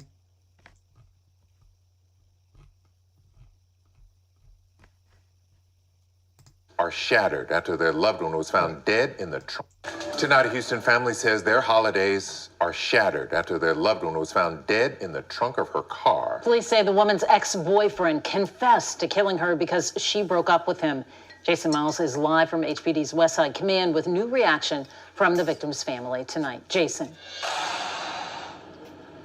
Hey there, guys. Yeah, sadly, this family actually found the victim's body themselves after breaking into her car. They say this suspect was on the scene last night pretending to act concerned. Right. Decked out with holiday inflatables, the Campos Munoz home will only be sad this season. And I didn't get to say, I got to say goodbye to her. 21-year-old Idania Maria Campos Munoz leaves behind a big family, including 4 sisters. I just wish I could have told her and hugged her and told her that I really loved her. The 21-year-old Lamar High grad and current HCC student was found dead in her own car's trunk last night in Meyerland, where the family tracked it and ended up breaking a window themselves after they say police responded but left. The family's called the locksmith, and the locksmith come out and he couldn't unlock the door. And so finally my brother-in-law took a hammer and busted the window and popped the trunk, and that's when we found her. Police say 19-year-old Ariel Cruz later confessed to fatally shooting Munoz and stuffing her in her trunk because she broke up with him. Incredibly, the family says he was on the scene last night pretending to act concerned. He even hugged us and say, I'm sorry, and he didn't say, oh, everything will be all right. He didn't say nothing, he just say, I'm sorry, like if he knew already. Described as a smart, fun, and always helpful sister, Idania was the oldest of her siblings. They believe she may have met up with Cruz because they weren't necessarily enemies, although she no longer wanted to be with him. And she was about to take me to buy some shoes, and she never come back to the house. She never come back to the house. Munoz's family says they never expected this from an ex-boyfriend who visited their house as recently as last weekend and supposedly cared the night things ended so badly. He hugged my mom, my little sister. He told us that he really loved her. He was lying. He knew where she was the whole entire time. Such a sad situation for that family. Cruz waived his initial court appearance today. His bond set at $500,000 this evening. Munoz's family tells me she met Cruz in the 10th grade. They both attended Lamar High School. Reporting live tonight, Jason Miles, KHOU 11 News. Reminder, there is help. If you find yourself in a dangerous situation, you can call 1-800-799-7233. It's 1-800-799-SAFE, which is 7233. You don't gotta take that shit. There's a chat online. It says it right there. It is www.thehotline.org. It's www.thehotline.org. And there's a text here too. It's START, which is start 88788. That's 88788. You don't gotta take that shit. Fuck him. Fuck him. Fuck this dude. Fuck him to hell. I hope he becomes someone's bitch in jail and he has to call someone daddy in jail. I wish the worst for this guy. And I wish the worst for every single man in the world that fucking does this shit. Fuck you. If you didn't have a hater beforehand, if you didn't have someone hating you, rest assured, 150%, I hate you. And I hate all you men that think you're alpha males and shit, and I fucking hate all that shit. So, regardless of the situation that you're in, whether you're a man or a woman, specifically women, 1-800-799-SAFE, which translates to 1-800-799-7233. One more time, the chat online is www.thehotline.org. And text is START to 88788. And I'm going to repeat it one more time before we move on to the next case. You don't have to take that shit. You're worthy and you're valuable. You don't have to take none of this bullshit. I hate these fucking men. I hate you. I fucking hate you. You are the poster of what I will never be. I'd rather die than be anything like any of these so-called men. Oh, it's a topic that gets my blood going. And I hate it more because I come from a very misogynistic, patriarchal country, and I fucking hate that. That's why I don't live there. That's why I don't live there, because it's I don't like that shit. I don't. It has nothing. It has done nothing but just not only like just destroy women in general in their lives, but it has done nothing for men at all. So whatever. I fucking hate that. I apologize. It just gets me a little bit riled up. But we'll move on to the next case. Go to Baltimore. Title says, a Baltimore man's braces rubber bands lead to his arrest for allegedly assaulting elderly woman. True Crime Daily, published November 29th, 2023. The rubber bands on his bracers. Gotcha.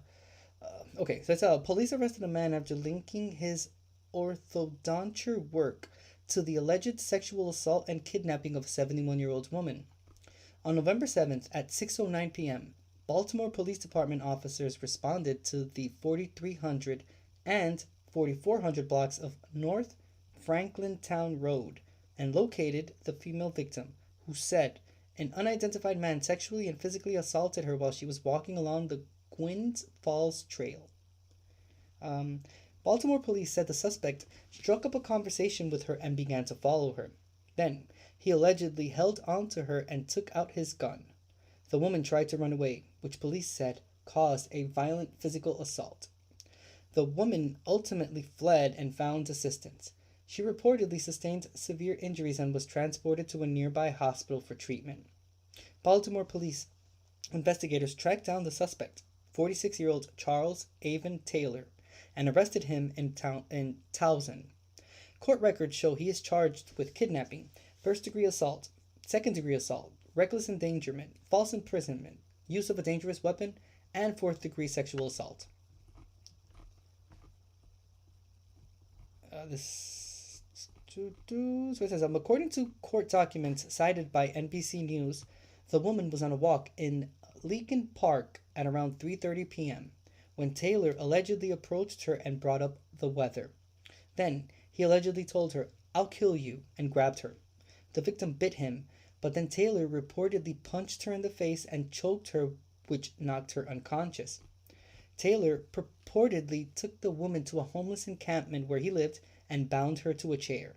He allegedly kissed her and put his hands on her breasts.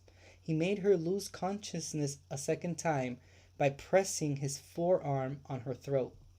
The woman told police Taylor had fits of rage and she attempted to calm him down. NBC News reports the victim untied herself after she told Taylor she lost her glasses, which distracted him as he started looking for them. She ran across a creek and an embankment, then screamed for help. A driver pulled over and called police. The woman reportedly led police to the scene, and investigators found a blood-stained rope placed in the seat, as well as packets of elastics used for bracers. A detective reached out to the rubber band manufacturer and found out that only one dental office, which was only a few miles from Baltimore, used their brand. Investigators went to the office and showed employees the police sketch of the suspect based on the victim's description. The office workers reportedly said it looked like Taylor. The victim also reportedly positively identified Taylor. NBC News reports Taylor went to a psychiatric facility on November 8th, but he is now in custody at the Baltimore Central Booking and Intake Center. And then this is the sketch of the suspect, which was used then to take it to the manufacturer of the rubber bands for bracers, and that's how they were able to arrest him. Isn't that something, huh? Very Law and Order, CSI, minus obviously the death part, because in this case that we just read, obviously there wasn't anyone that died. I'm extremely glad that she was able to escape this and nothing worse happened to her. But this looks like a case that could have easily been made into one of those episodes from one of those shows. And like the detectives, they find just one right underneath a chair, right next to one of the legs of a chair, hidden right out of sight. No one else sees it but the main protagonist of the show, and he sees it and he's able to put it into a little bag, and then take it to a laboratory to get that shit investigated and analyzed, and that's when they're able to know who the manufacturer was and crack the case. So I hope this is made into an episode like that, because it would be extremely interesting to see, and I'm glad this guy's in jail. It's not doesn't seem to be the smartest criminal of them all. Not the smartest light bulb. Moving on. And the title had me at first a bit confused. Like I didn't know what the hell they were talking about until I reread it, as you guys saw, and I was able to analyze it. And okay, cool. Talking about rubber bands. Gotcha. All right. You guys should come to California, and we'll go to Los Angeles together. The title says, Homeless Woman Accused of Killing Social Activists in Los Angeles. True Crime Daily, published November 29th, 2023. And it says, police arrested a homeless woman this week on suspicion of breaking into a residence and fatally shooting a 33-year-old social activist. On November 27th at approximately 6 p.m., LA Police Department Wilshire Area Patrol officers responded to the 900 block of Allendale Avenue to a report of a shooting. Once there, officers learned a male victim had been shot by a home intruder. KCBS-TV identified the victim as Michael Latt, the CEO of Led with Love, according to the organization's Instagram page. Led with Love harnesses the power of art to spark change, bring love, hope, and healing to communities, and empower others. Paramedics transported Latt to a hospital where he died from his injuries. Police named 36-year-old Jamila Michael as the primary suspect and arrested her on a charge of murder. She is being held at the Los Angeles County Jail on $3 million bail. Additionally, police booked Michael's vehicle, her primary home, into evidence. Yeesh. Is there a reason? They just say that he was shot by an intruder. Was she trying to steal from his home? I don't know.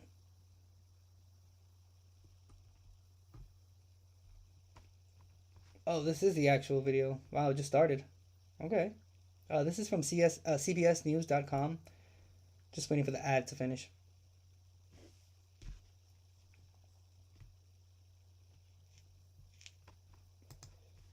Known social justice advocate who was growing in the entertainment world. Investigators say the suspect was stalking a friend of the victim. KCAL News reporter Joy Benedict is live in Mid-Wilshire tonight with the latest. Joy? Yeah, Juan, this certainly has been a heartbreaking story all week long, ever since those shots were fired here at this building behind me on Monday evening. It was right there in that corner apartment where Michael Latt was shot. He later died at a nearby hospital. In these last few days, we've learned more not only about him, but about the woman police say pulled the trigger. It was a crime that shocked this neighborhood. I didn't hear anything, like no gunshot, no arguing, nothing. And then shocked the entertainment industry. As we quickly learned, the man killed was 33-year-old Michael Latt, an up-and-comer in LA's entertainment industry and philanthropist who started a PR firm with a focus on underrepresented voices in Hollywood. But Monday night, police say he was targeted when a woman broke into his home. He's a super sweet guy. You know, him and his girlfriend live there with a dog and a cat. It's just like very mellow. He barbecues in the backyard. Neighbor Avery Shevin was in disbelief, and so was Hollywood. His family posted an announcement on social media, and the condolences poured in from celebrities like actor Jesse Williams, who called him a shining beacon of selfless kindness, and America Ferrera, who wrote, sending love to all lucky enough to have known him. Neighbors say the 33-year-old was in his home with his fiancée when someone knocked on the door. They say that person was 36-year-old Jamila Michael. The district attorney announced today she was charged with murder and burglary. But that's not all. Investigators say Michael targeted Latt because he was friends with a woman she'd been stalking. Although they wouldn't say who, a restraining order was filed in June against Jamila Michael on behalf of A.V. Rockwell, a Hollywood director. Here she is pictured with Latt and his mother at the Sundance Festival earlier this year. Tell me more about your foster mother. You like her? Rockwell's debut film, 8001, won the grand jury prize. According to court documents, the suspected shooter was an extra and stand-in in her film, and then began sending lengthy handwritten notes, emails, and messages to Rockwell. At first, they started friendly, and then she threatened to kill herself. And although it's not clear whether Latt's friendship with Rockwell is what brought her to his door, we know this community and this industry is mourning the loss of a young man who was just starting to shine in this field of dreams. Such a tough story for so many in this community, as I said, and of course his family, who is definitely grieving. As for the suspect, Jamila Michael, right now, her arraignment has been scheduled for December 15th. Again, she is charged with murder as well as burglary, and the DA is recommending that her bail stand at $3 million. I'll send it back to you guys. All right. Thank you, Joy. Wow. So, see, it wasn't as simple as they had reported here on True Crime Daily. Because, again, they just made it seem like this was just some rando person that had just gone into the house to be able to steal from this person. And they made it seem like she just, shot him because he was there. But it's a lot deeper than what they reported here on this webpage because they knew each other, and she knew someone else that he's linked to as well. So she was already stalking a director and whatnot, sending him letters, which is what the news just mentioned right now. So that's why it's great to sometimes watch these videos, because it gives us a little bit more information. It's not always the case, because True Crime Daily normally does write everything verbatim that the news reports on, but I'm surprised that they didn't include that bit of very important information on this article that we just read. Because again, it makes it seem very skeletal, like it's just she went in the house, they didn't know each other, she was trying to rob the place, and she saw him and killed him. Crazy. She was an extra in a film or TV show that was linked to him and the director that she had been sending those letters to. So there was something, like, maybe we don't know what it is, but there's something missing from this story that we don't know about. Maybe there's something that could give it a bit more of a deeper meaning to why she shot him. But I don't know, unless it's reported, we may never know. I never know. Wishing that family, that guy's family, it's peace and strength during this time, because it's a pretty difficult time that they're going to have to be going through now, because, yeah. I mean, he was a brother, a son. What is going on with this webpage? Yeah, let's go. Let's do it. What are you doing?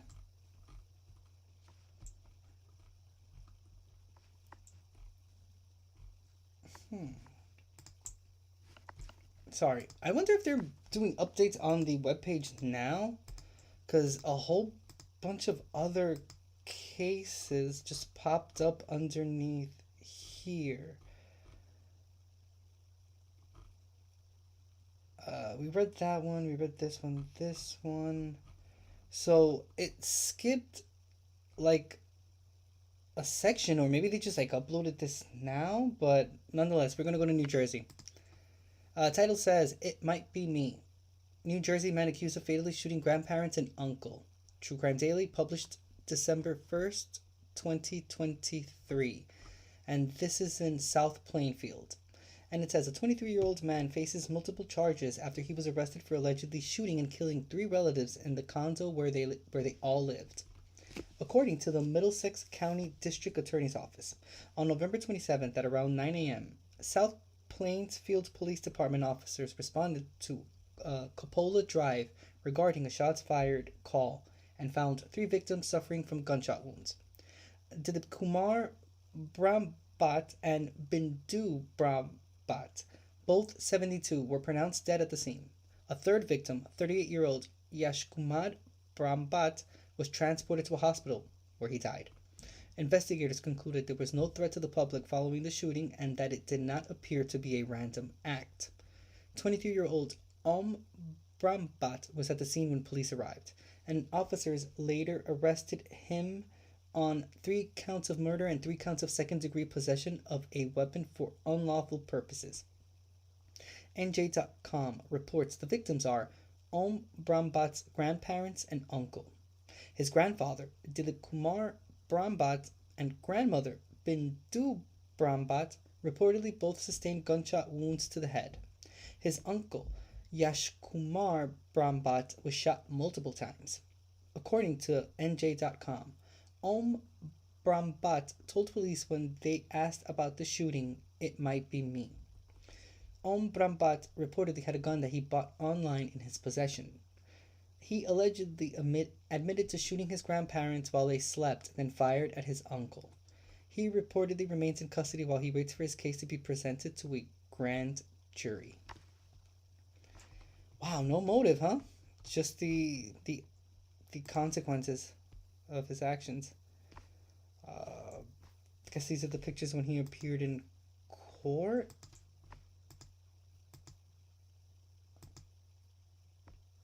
Wow, looks like a very bad green screen cutout.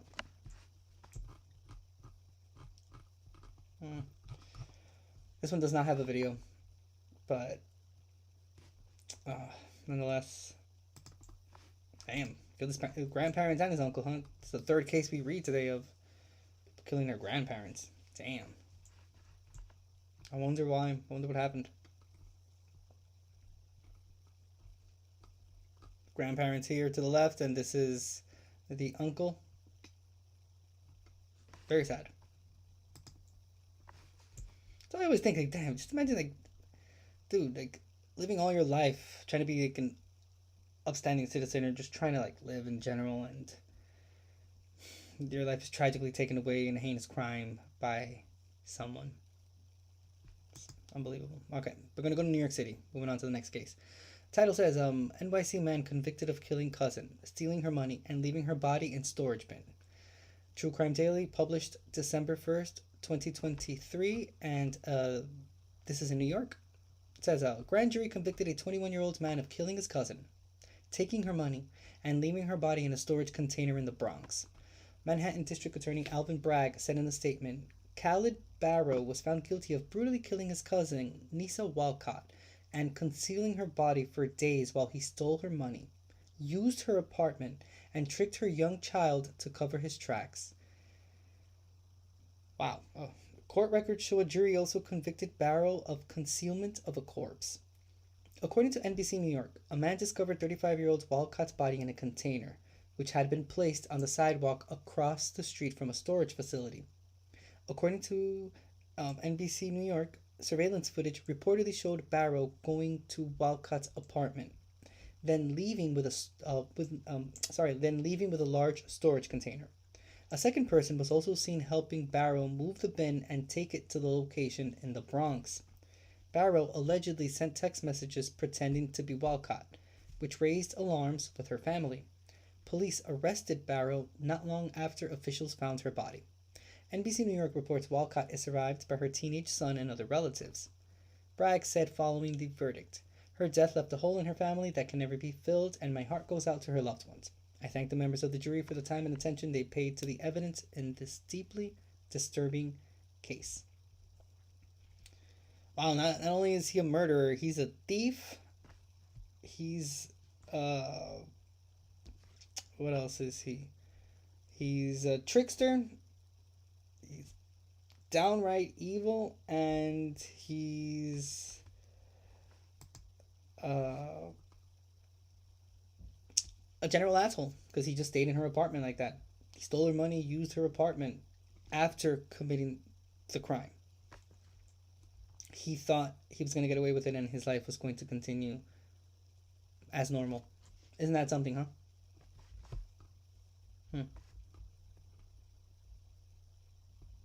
Wow. In a storage unit, huh? Isn't that something? Okay, this is from NBCNewYork.com. Let me see if they have a video. Oh, nice. Okay. Wow, the videos are just starting, huh? No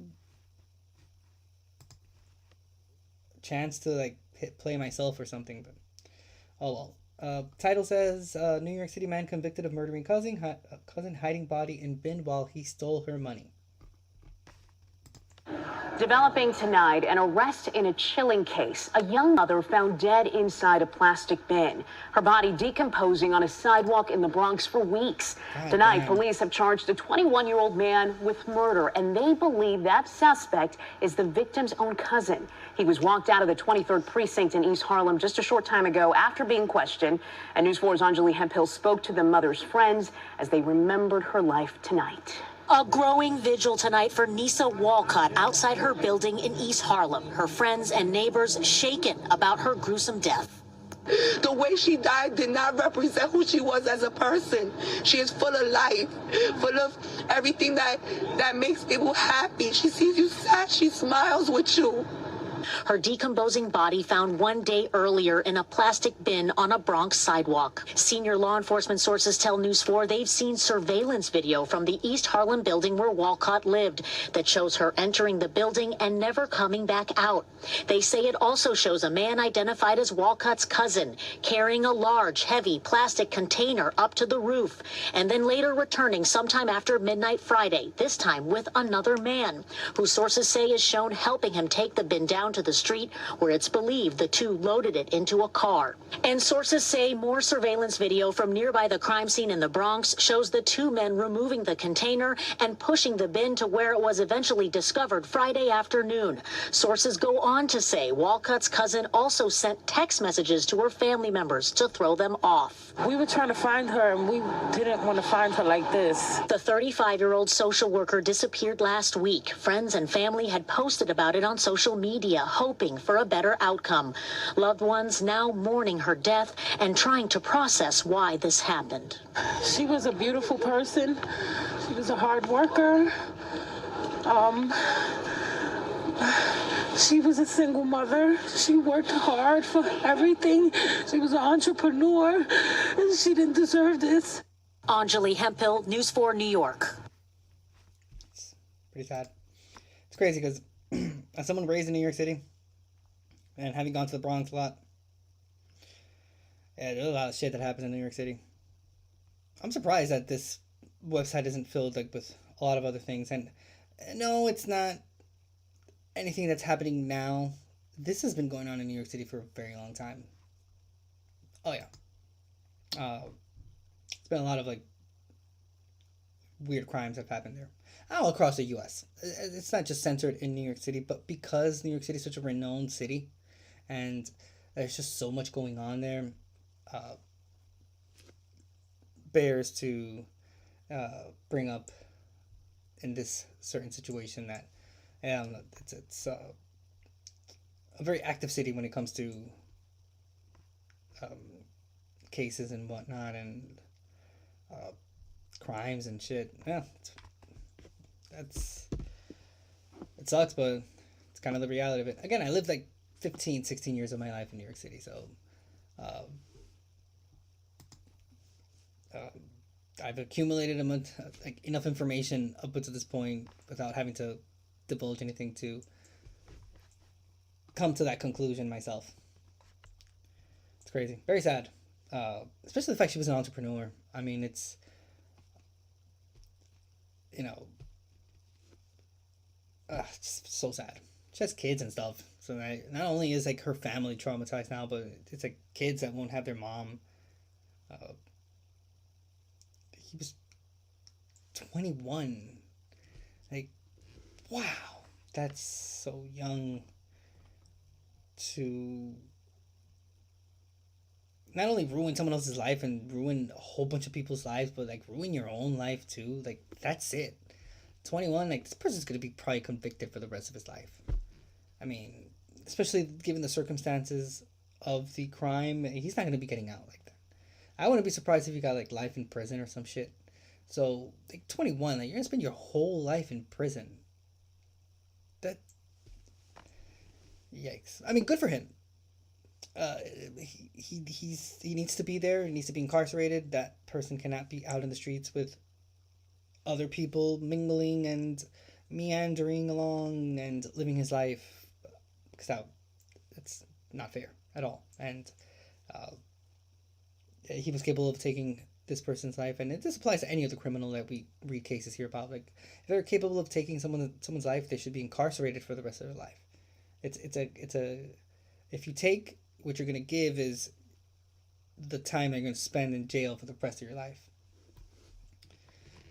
Which is why it saddens me sometimes, not this case, but other cases that we read here where they're able to post bond and shit, and they're released. It's like a kick in the nuts. But nonetheless, let's go to Idaho. The title says, Idaho man wanted for allegedly killing wife and kidnapping their infant son. True Crime Daily, published December 1st, 2023, and this is in Teton County. And it says law enforcement officials are searching for a 48-year-old man they allege killed his wife, then ran off with their 10-month-old son. According to the Teton County Sheriff's Office, on Thursday, November 30th, at approximately 11:40 p.m., a dispatcher received a call from someone on Skyline Loop and heard a disturbance in the background. They sent deputies to the home to investigate, and when they arrived, they found 38-year-old Kaylee Jean Randall deceased. The Sheriff's Office and Idaho State Police are investigating her death as a homicide. The Sheriff's Office said they are searching for Randall's husband, Jeremy Albert Best, who was believed to be driving a black 1995 Chevrolet Tahoe. Best allegedly fled the home with their son, Zeke Gregory Best. An Amber Alert went out as the search continues. Officials published photos of Zeke and Jeremy Best and said Jeremy Best is believed to be heavily armed. According to KBOI-TV, on November 29th, one day before the suspected kidnapping, Bonneville County Sheriff's Office deputies reportedly found Jeremy Best walking around a general store naked. EMS transported him to Eastern Idaho Regional Medical Center, where he reportedly underwent a mental health evaluation. KBOI reports Best does not have custody of Zeke. Here are pictures of, because he's still on the loose. This happened yesterday, November 30th. And today's December 1st. So the person's still at large. If you know anything, just contact your local police officers. This is the picture of the dude, Jeremy Best. This is the picture of the baby, Zeke Best. He is driving a black 1995 Chevrolet Tahoe. Do they not post the license plate? That would have been helpful. Okay, so this is the updated poster of... Okay, so here we have all the information. Okay, so it says Jeremy A. Best. This was posted 9 hours ago.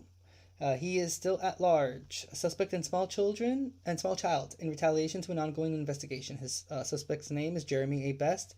Age 48, gender male. Height is 5'11", weighs about 245 pounds. Hair color brown gray. Eyes green. Victim. His name is Zeke G. Best. Zeke Gregory Best, which is what we read before. Age 10 months. Gender male. Height. He's 1. Weight 20 pounds. Hair unknown. Eye unknown. Last seen. The Jeremy Best was last seen driving a black 1995 Chevy Tahoe bearing Idaho plate IT 39349. I repeat, IT as in Tom 39349. Suspect again is believed to be heavily armed. Do not approach. This is for Idaho, specifically Teton County Sheriff's Office. Their number is 208-354-2323, or you just dial 911. Hey, listen, there have been many people that have been able to help in cases like this because they've received information. I mean, I don't know if anyone's watching me, but if you are, this is the information. I'll upload this specific part of the live stream tonight so that, hey, who knows, maybe one of you guys can help out with finding this child that's in the hands of this monster that literally killed his wife and is at large with this child who's probably scared out of his mind. Again, I'll move out the way this way. The picture of the baby there that we saw previously. This is a picture of baby Zeke. Picture of Jeremy.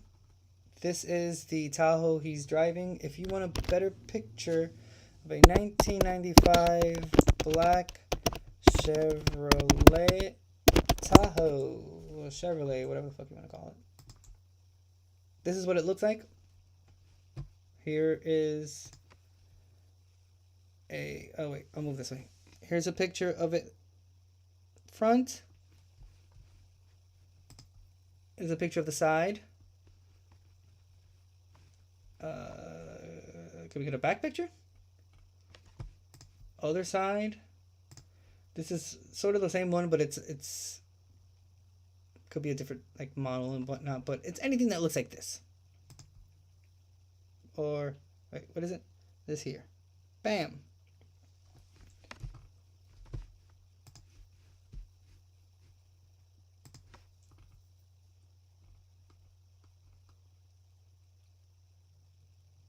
Damn, poor kid, dude. Bro, it's just like, oh man, what is he expecting to do with this? That baby better be alive. That hair on that baby's head, I hope is not fucking touched, because fuck, that would be fucking horrible.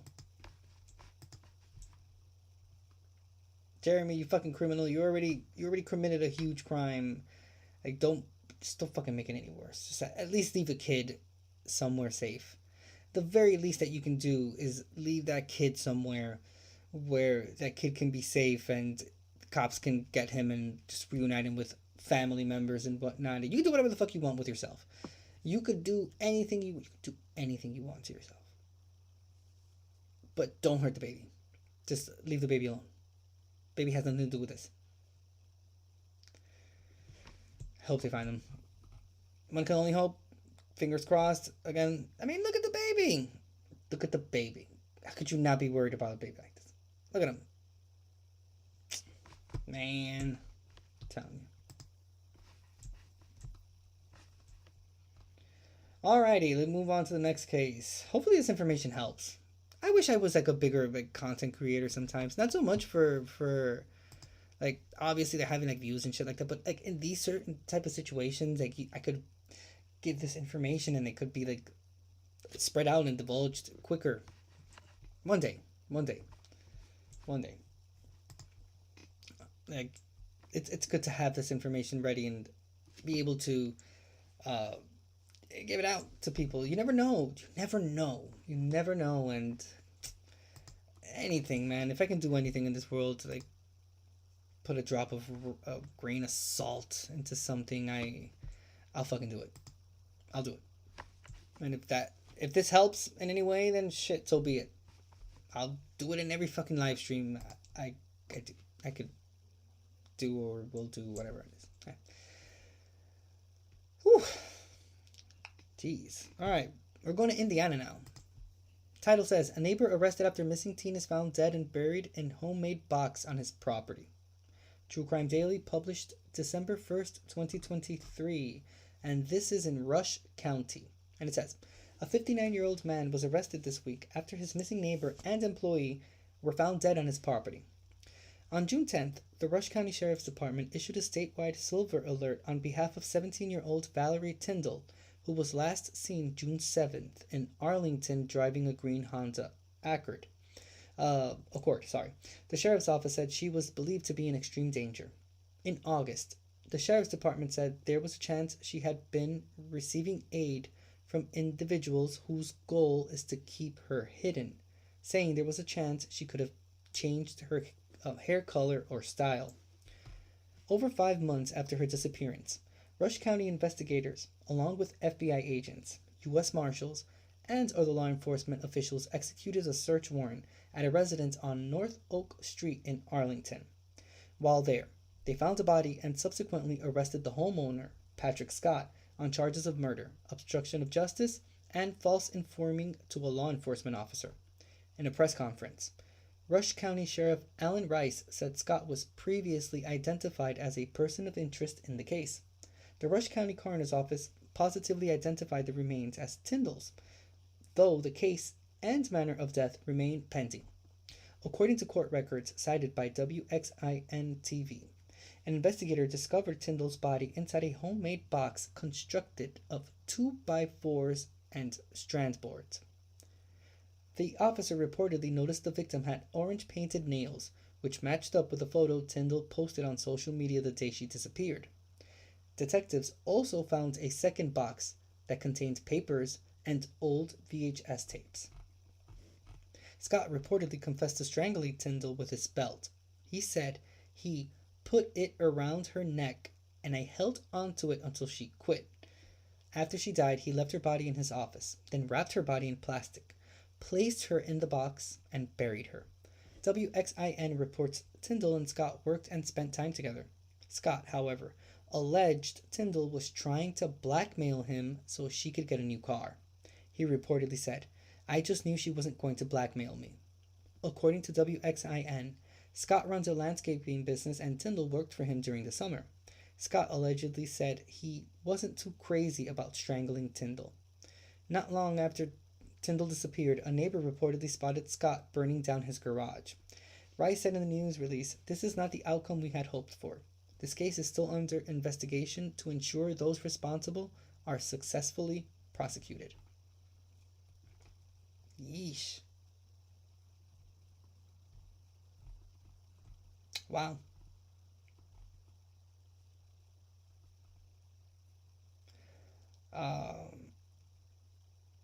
She was probably already dead since June. And maybe the information that the sheriff's department had received was just a partial information that didn't include the whole thing, because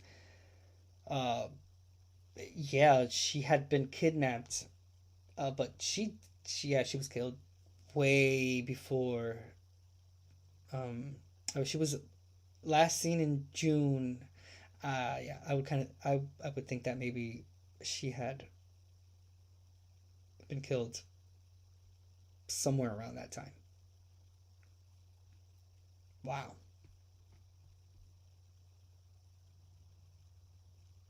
But I say, it says the investigator discovered Tyndall's body inside of a homemade box constructed of 2x4s and strand boards. But it says that the officer reportedly noticed the victim had orange painted nails. Over 5 months after her disappearance, which would have been June, July, August, September, October, November. So this month, it's 5 months. So maybe she was alive during that time and had just recently been killed and her body had not decomposed yet, maybe? Because I think that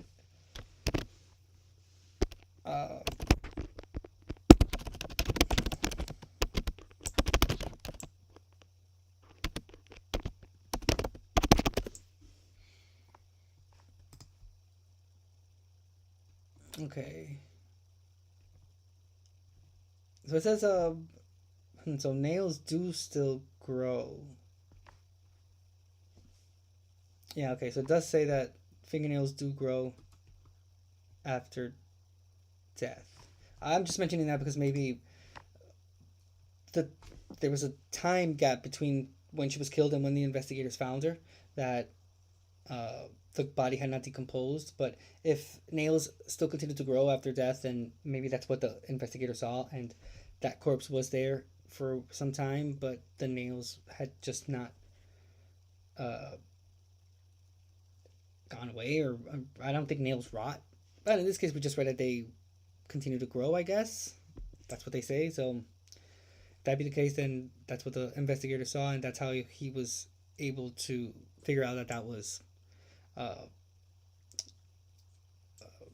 Valerie Tyndall.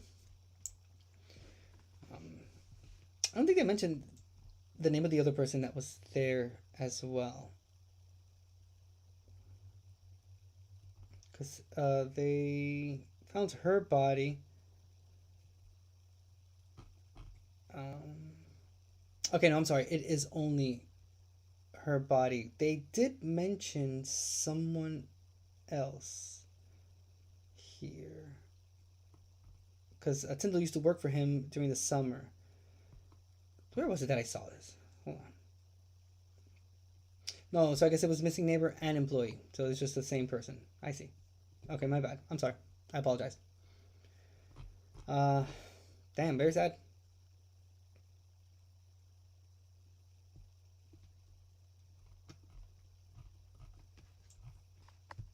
Crazy. Alright, moving on.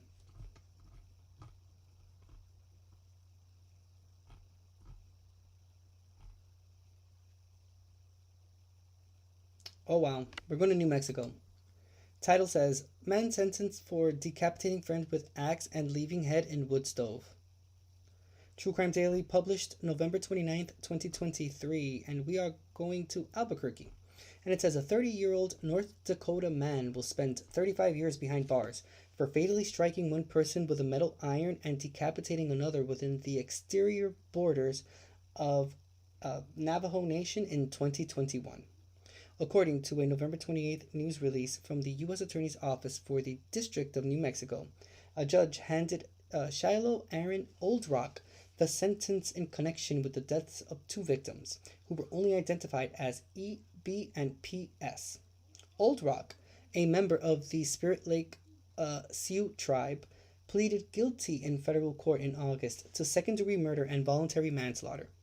On the night of January 29, 2021, P.S. and E.B. reportedly got into a fight while they were drinking alcohol and using methamphetamine with Oldrock. The attorney's office said P.S. sustained an injury during the dispute, and Oldrock didn't render aid. Instead, as a way to finish off P.S., Oldrock fatally struck P.S. in the head with a metal iron. He later burned the remains in a barrel to cover up the death. P.S.'s family located his abandoned vehicle and reported him missing. The FBI added P.S. to their list of Native Americans verified as missing throughout New Mexico and the Navajo Nation, and for the next 2 years, his family searched for him. According to the attorney's office, in mid-October 2021, driven by paranoia from the killing of P.S. and the death of Oldrock's grandmother, Oldrock stabbed E.B. approximately 22 times and decapitated him with an axe. Wow. Oldrock then threw the head into a wood stove inside the victim's home. According to a criminal complaint, on the day of E.B.'s death, Oldrock waved down a ride from someone and asked them to take him to the flea market where his mother worked. The witness told authorities that Oldrock had a black eye, cuts on his face, blood on his hands, and blood on his clothes. During the drive, Oldrock reportedly admitted to the witness that he had killed E.B., chopped off his head, and threw his head in the wood stove. The complaint alleges that Oldrock said he was angry with E.B. because he believed he had killed Oldrock's uncle and threw Oldrock's mother to the ground. Additionally, Oldrock reportedly told the witness, what comes around goes around. Investigators recovered evidence at the scene, including a 4-foot axe and a charred human head from the wood stove. According to the attorney's office, Oldrock eventually confessed to law enforcement that he killed E.B. and P.S. U.S. Attorney Alexander Ubayes said in a statement, "It is our solemn duty to bring justice and answers to grieving tribal communities." Ubayes continued, No amount of investigation, prosecution, or years in prison will bring back a murdered loved one, but this team of local, tribal, and federal law enforcement partners will meet the case of each missing and murdered Indigenous person with urgency, transparency, and coordination. Wow. Cannoli, huh? Wow, chopped off his head, then threw that shit into a wood stove. Was I the only one that imagined the whole thing? I guess I've seen so many horror movies up until this point in my life that whilst I was reading it, I was just imagining the whole thing as a movie scene going on in my head. And wow, I have watched way too many horror movies because the whole scenario was pretty easy to picture. Wow.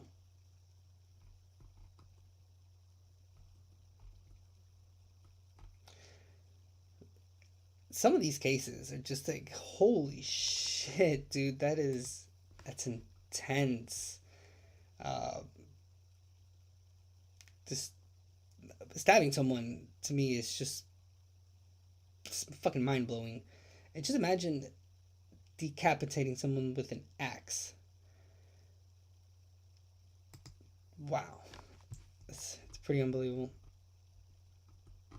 Okay. We will read 2 more, and then we will move on to the actually we'll just read 1 more, and then we'll move on to the last part of the live stream. We will do a little review of that chapter video that he has uploaded. There's 2 of them. Actually, I put 3 on the list. I'll just pick one of them and we'll watch that one. They're all pretty interesting. I have not seen these ones yet. No, wait, Bull. I think I did see one of them.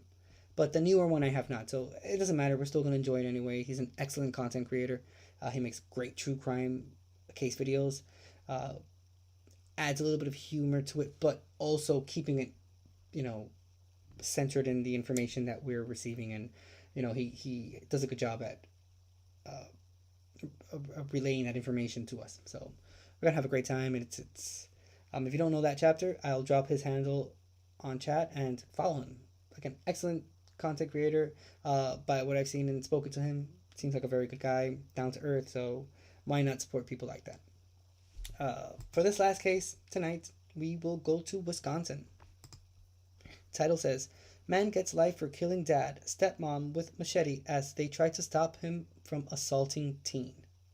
True Crime Daily, published November 28th, 2023. This is in Kenosha. A judge sentenced a 27-year-old man to life in prison for killing his parents with a machete when they stepped in to try to halt an attempted sexual assault.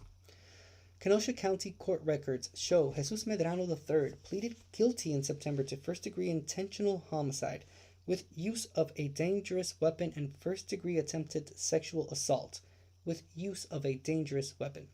As part of the plea deal, prosecutors dismissed a second count of intentional homicide and child abuse. Why would you do that? Okay. Medrano was sentenced Monday, November 27th, to life in prison for intentional homicide and 15 years for sexual assault. He is required to register as a sex offender. According to court documents cited by WISN TV, in the early morning of January 6th, 2021, Kenosha police responded to a home on 46th Street after receiving a call from a teen who allegedly Medrano had choked. A police officer went inside the home and noticed blood on the floor and walls. The officer then found two deceased adults in a bedroom with apparent stab wounds. Medrano was not at the residence when police arrived, but officers tracked him down to his brother's house. He reportedly still had the machete in his hand and was subsequently arrested. WISN reports Medrano told investigators he had sexual ideations about the 15-year-old, who also lived in the same house. On January 6th, he went into the girl's bedroom with the machete and socks he planned to use if she started to scream. The teen reportedly fought back, so Medrano choked her. Medrano's father, Jesus Medrano Jr., ran into the room, and Medrano stabbed him. Medrano stabbed himself in the thigh, then went after his stepmother, Latrice Myers Medrano. According to WITI-TV, Kenosha County District Attorney Michael Gravely said Medrano brought the machete to prevent anyone from stopping his assault. The Kenosha News reports Medrano Jr.'s cause of death was trauma and shock from stab wounds. Wow. Myers Medrano suffered blood loss from a stab wound that hit her femoral artery. At his sentencing hearing, Medrano apologized and said, "I want to start off by taking full responsibility for my crimes." Judge Anthony Milasakis said the case was unreal, adding, "It's brutal, it's shocking, it's grisly." Milasakis said he would not consider sentencing Medrano to extended supervision because of the need to protect the public. Milasakis expressed, "The facts of this case are just terrible. The trauma had to be just unbearable and tremendous." Damn.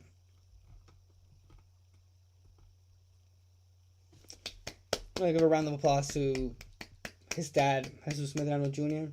Ran into that room, tried to stop his son from committing fucking horrendous crime against a minor.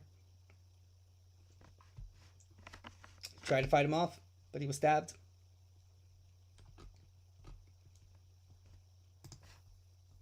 Okay, this is from the Kenosha News. Let's see if they have a video. Wow, this dude looks like shit. Like, no way that this... Come on. They're not gonna let me read it.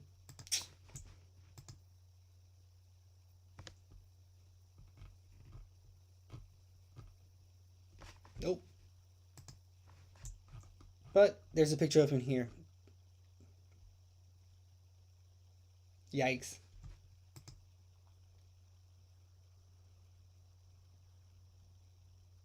This guy looks like what I picture, like meth. If meth was a person, this is what I would think of it. The clear picture right here. It's a piece of shit. We get to make fun and judge pieces of shit like this. I have no respect at all. So individuals go fuck himself for all I care. But I mean, he looks horrible. Come on now. Wow. Tried to assault a 15-year-old, sexually assault her, and his dad had to come in and was trying to fight off his son. And after he stabbed him, he stabbed himself in the thigh, and then he went and he killed his stepmom. Wow. Unbelievable, but extremely believable at the same time. Okay, Bull. This is the last. I promise you, this is gonna be. Milo, how are you tonight? Hope you're doing well. Thank you so much for being here. Yeah, he looks horrible. Wow. If meth had a persona, that guy would fit into it perfectly. But we're gonna end tonight's True Crime Daily portion with this. This just caught my eye right now. It's not necessarily like a full true crime case, but we're going to go to Michigan. And it says, a 12-year-old leads Michigan police on chase after stealing forklift from school. Oh boy. True Crime Daily, published November 28th, 2023. And this is in Ann Arbor. It says, police detained a 12-year-old boy after he stole a forklift from a middle school and led police on a lengthy chase throughout the city.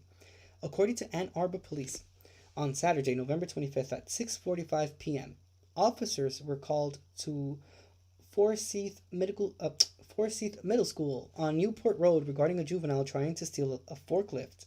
3 minutes later, police found the construction vehicle driving southbound without safety lights on. Several police officers engaged in a pursuit with emergency lights and sirens, though their speed did not surpass 20 miles per hour. Ann Arbor Police shared footage of the pursuit in a 30-minute video. Wow. In which the officer strategizes with his partner and tells the boy to pull over. Police said the forklift hit about 10 cars during the pursuit. No one was injured. About half an hour later, at 7:18 p.m., Ann Arbor Police stopped the chase after the forklift crossed the M14 highway. Wow. A Washtenaw County Sheriff's Office deputies took over the pursuit until the juvenile stopped driving at 7:53 p.m. Wow. That kid did a whole hour and 12 minutes of driving. Yeah, no, it's a 20 mile per hour speed chase. That is, 20 mile per hour chase, because there's no speed involved in this. And because he's a 12-year-old, they can't, I guess, take the same steps that they would have taken if it was an adult doing it. Because they would have tried to figure out how to stop an adult from continuing to drive a forklift, especially crossing a highway.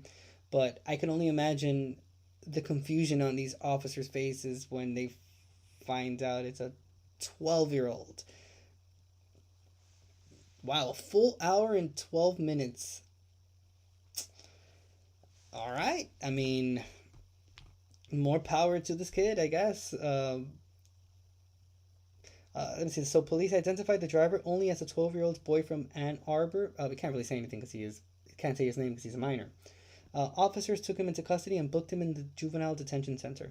According to police, the boy managed to steal the construction equipment because it was unlocked and the keys were hidden inside.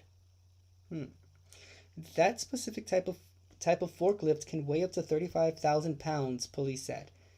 Ann Arbor Police said in the statement, this was a very dangerous situation that could have easily ended with serious injuries. Who taught the kid how to drive the forklift, though? because forklifts are not that easy to. I mean, it's not that they're the hardest things to figure out, but I mean, a 12-year-old kid figured out a forklift enough to drive it for that extended amount of time, and he knew that the keys were hidden inside. I don't know, you can pee on my leg, but you can't say it's raining. Because someone taught that kid how to drive that forklift. He didn't just know that. I wonder if there's a video of this. Man, I would love to see. I don't think like the whole video. I'm not about to watch 30 minutes of a snail chase. But maybe there's something. Aha. Aha. Eureka. Let's see which one of these is going to let us watch us show. Okay, the longer version of the video is on YouTube, which is this one. It's 31 minutes long from Law and Crime Network, but we're not going to watch that shit. It's too long. This one is from CTV. Sorry about that. Ads are starting on their own now, and it doesn't matter if you have premium or not. I guess it doesn't matter.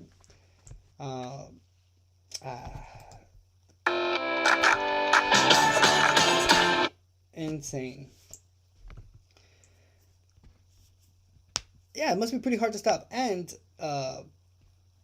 because he's 12, they can't. I'm pretty sure they couldn't do a pit maneuver on him.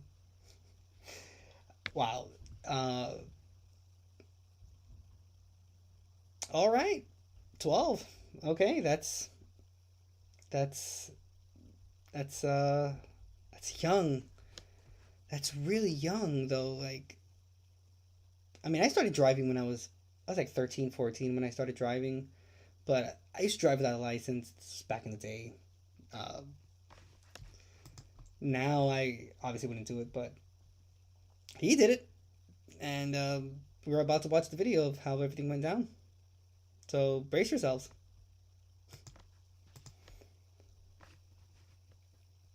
Okay, there's no sound. Normally, police videos, they don't have sound at the beginning, but I think it'll probably kick in at some point. Spring. Going southbound on Spring, just went up over the curb. I'm going to take myself off the screen so you guys can see the video better. Still no traffic, no pedestrians. Speed 18. Oh, he just hit that car.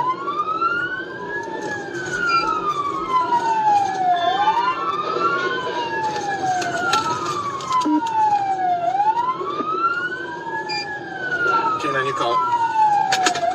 Wow, he's really doing it.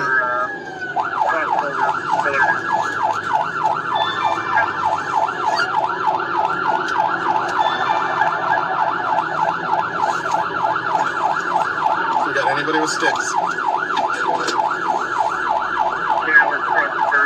Wow, they're gonna throw spikes on the floor to try to stop him.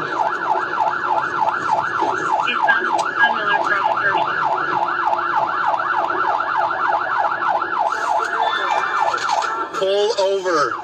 Pull over now. Yeah, we're coming for Ashley.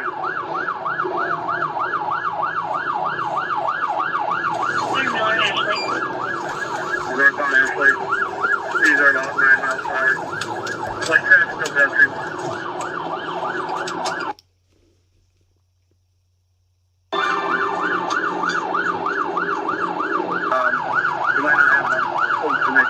No, did he stop at a stop sign? Did he really stop? He stopped at a stop sign. Okay.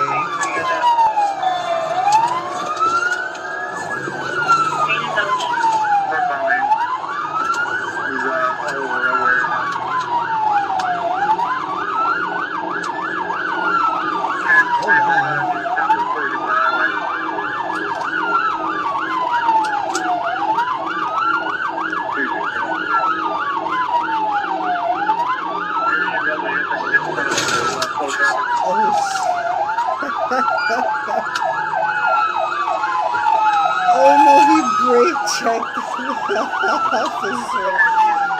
Oh no.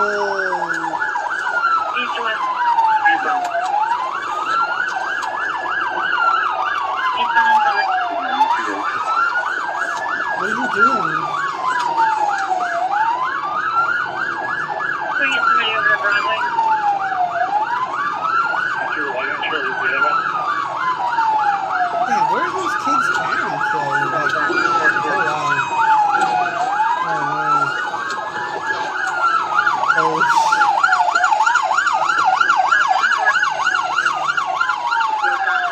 Oh my goodness, I could only imagine the people, like everyone in their cars just watching this happen. And they're just like wondering, like, was that a child that we just saw driving the car, driving the forklift?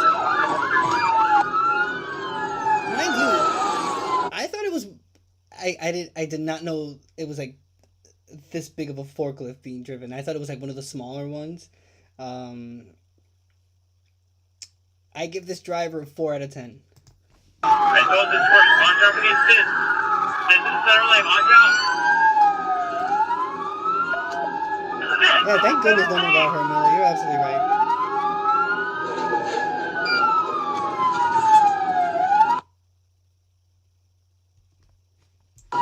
Do they show when they stop them? Because the video's almost done anyway, so we'll see what happens. Oh no, is he gonna hit him? Is he gonna hit him? Oh, did he hit him? Residential Street, Georgetown Boulevard. Northbound in Georgetown. These are 18. No traffic, no pedestrians. Yeah, this was an hour, Car number 3, side flight. This one's in front of 2160.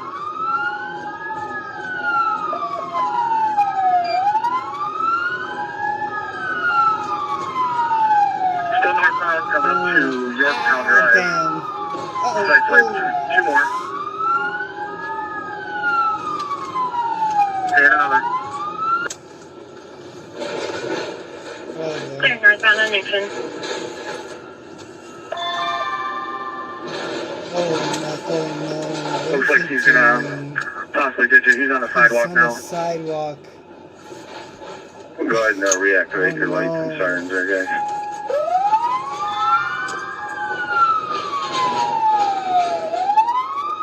Crossover back on the roadway. Speeds are 15.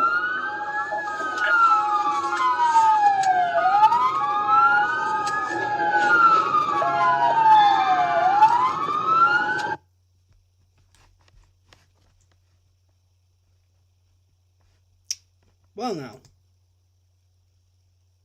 That was intense.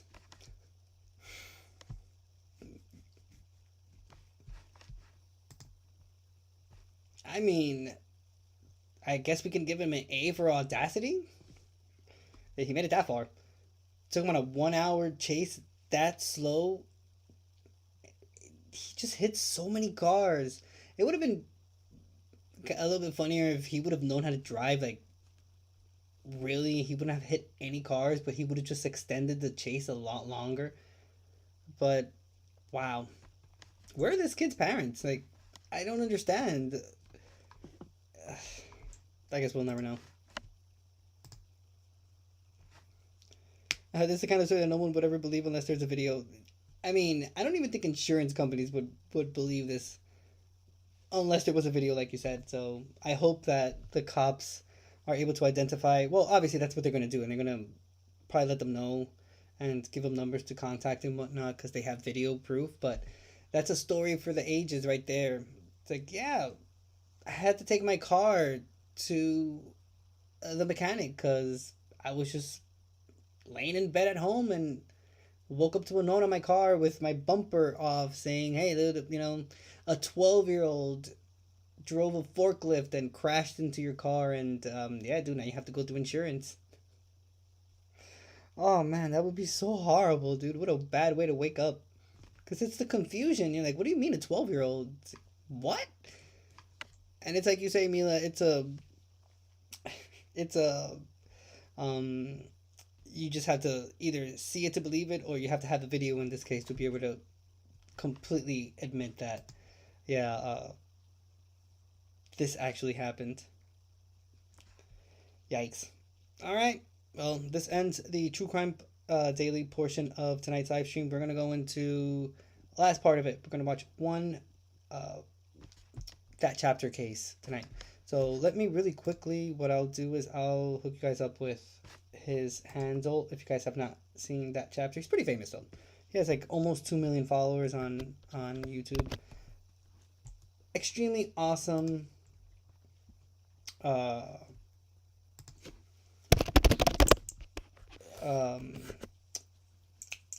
content creator. Hey you and welcome. My name is Mike. And he was in Salem the other day. He made a video about like all the weird stuff that happens in Salem, Massachusetts. Again, I've said it here before, still one of my favorite cities and towns in the whole United States. I love. I mean, there's some states I still haven't been to that I do want to go to because they're really beautiful. But specifically that town, albeit I mentioned it before, it does have sort of like a bit of a heavy air to it because of everything that happened there. I absolutely love Salem, Massachusetts, and he was there. So shout out to Mike. But here is, yeah, it's really hard to explain that to an insurance company. 12-year-old. I mean, yeah, the video's there, so they're gonna have to do something about it. I just think it's so funny that he led them in the car chase. How did he even know that the keys were inside of it? There's just so many questions that apparently we will never have an answer to because we're just never gonna have an answer to it. Alright, this first case that we'll watch, this one's older. Maybe we'll skip. Let's see. I have 3 of them here. Maybe we'll do the Kramer family murder. Hey you, and welcome. My name is Mike, and in this a little bit more recent. Go like this, and then what I'll do is I prepped a specific camera for this one, so I won't be so in the way. Oh, but it doesn't have my thing. So what we'll do is grab this one,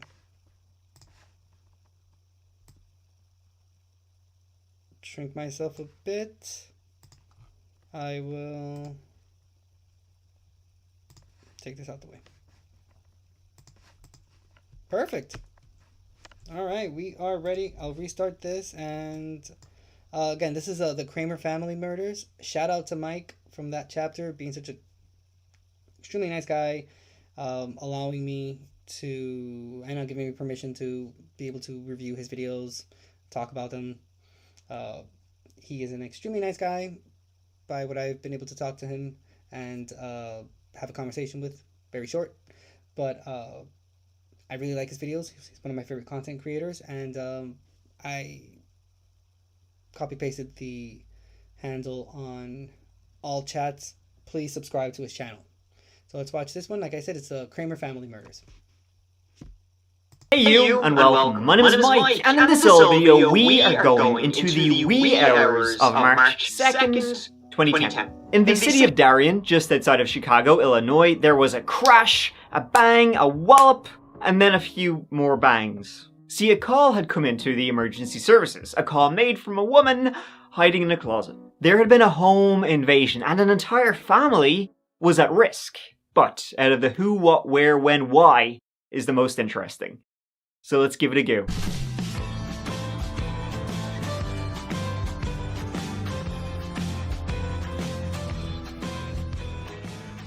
So this whole video takes us to the small city of Darien, home to approximately 22,000 fine folk. It's a suburb of Chi-Town, and get this, it is in the top 15 best places to live. His videos are really audio high. I'm sorry. I'll put the volume a little bit down. Here you go. Sorry about that. In the county. Nah, that's great. No doubt. Come on, let's get it. Because the story I'm about to tell you, they leave out of the tourism brochures. I hope.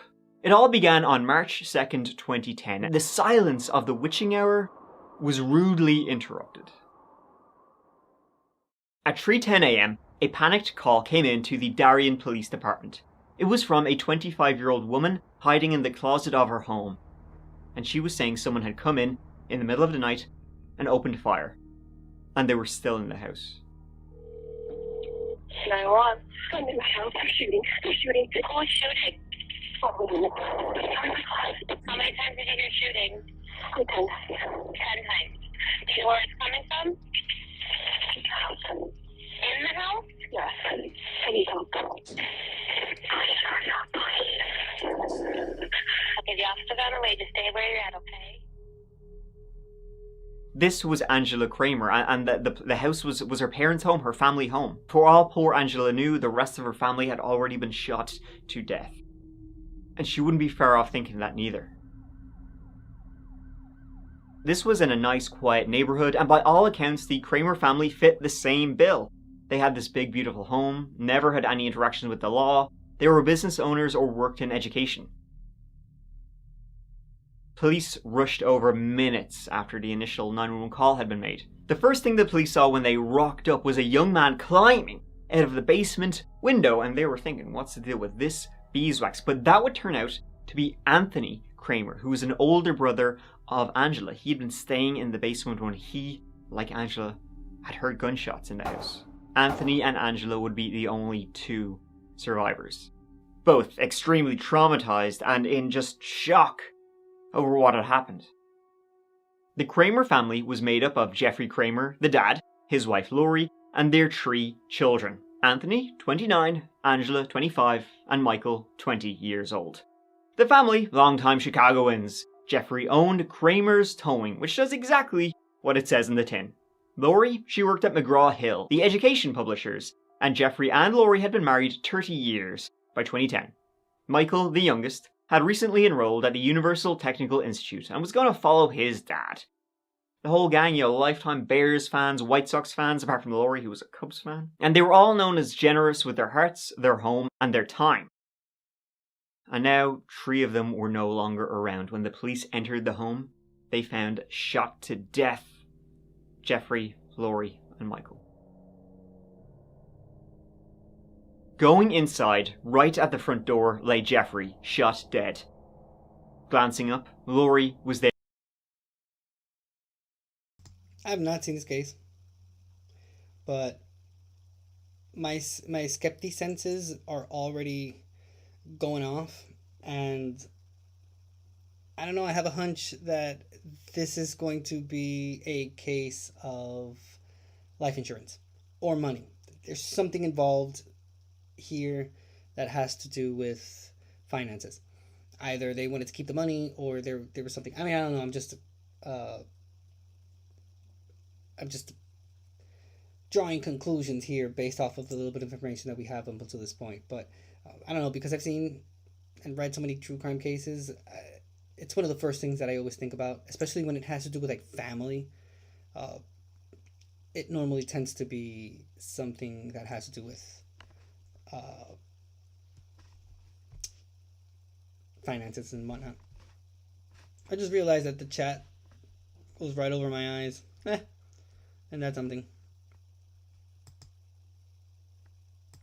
Let me just try to take this off. Sorry.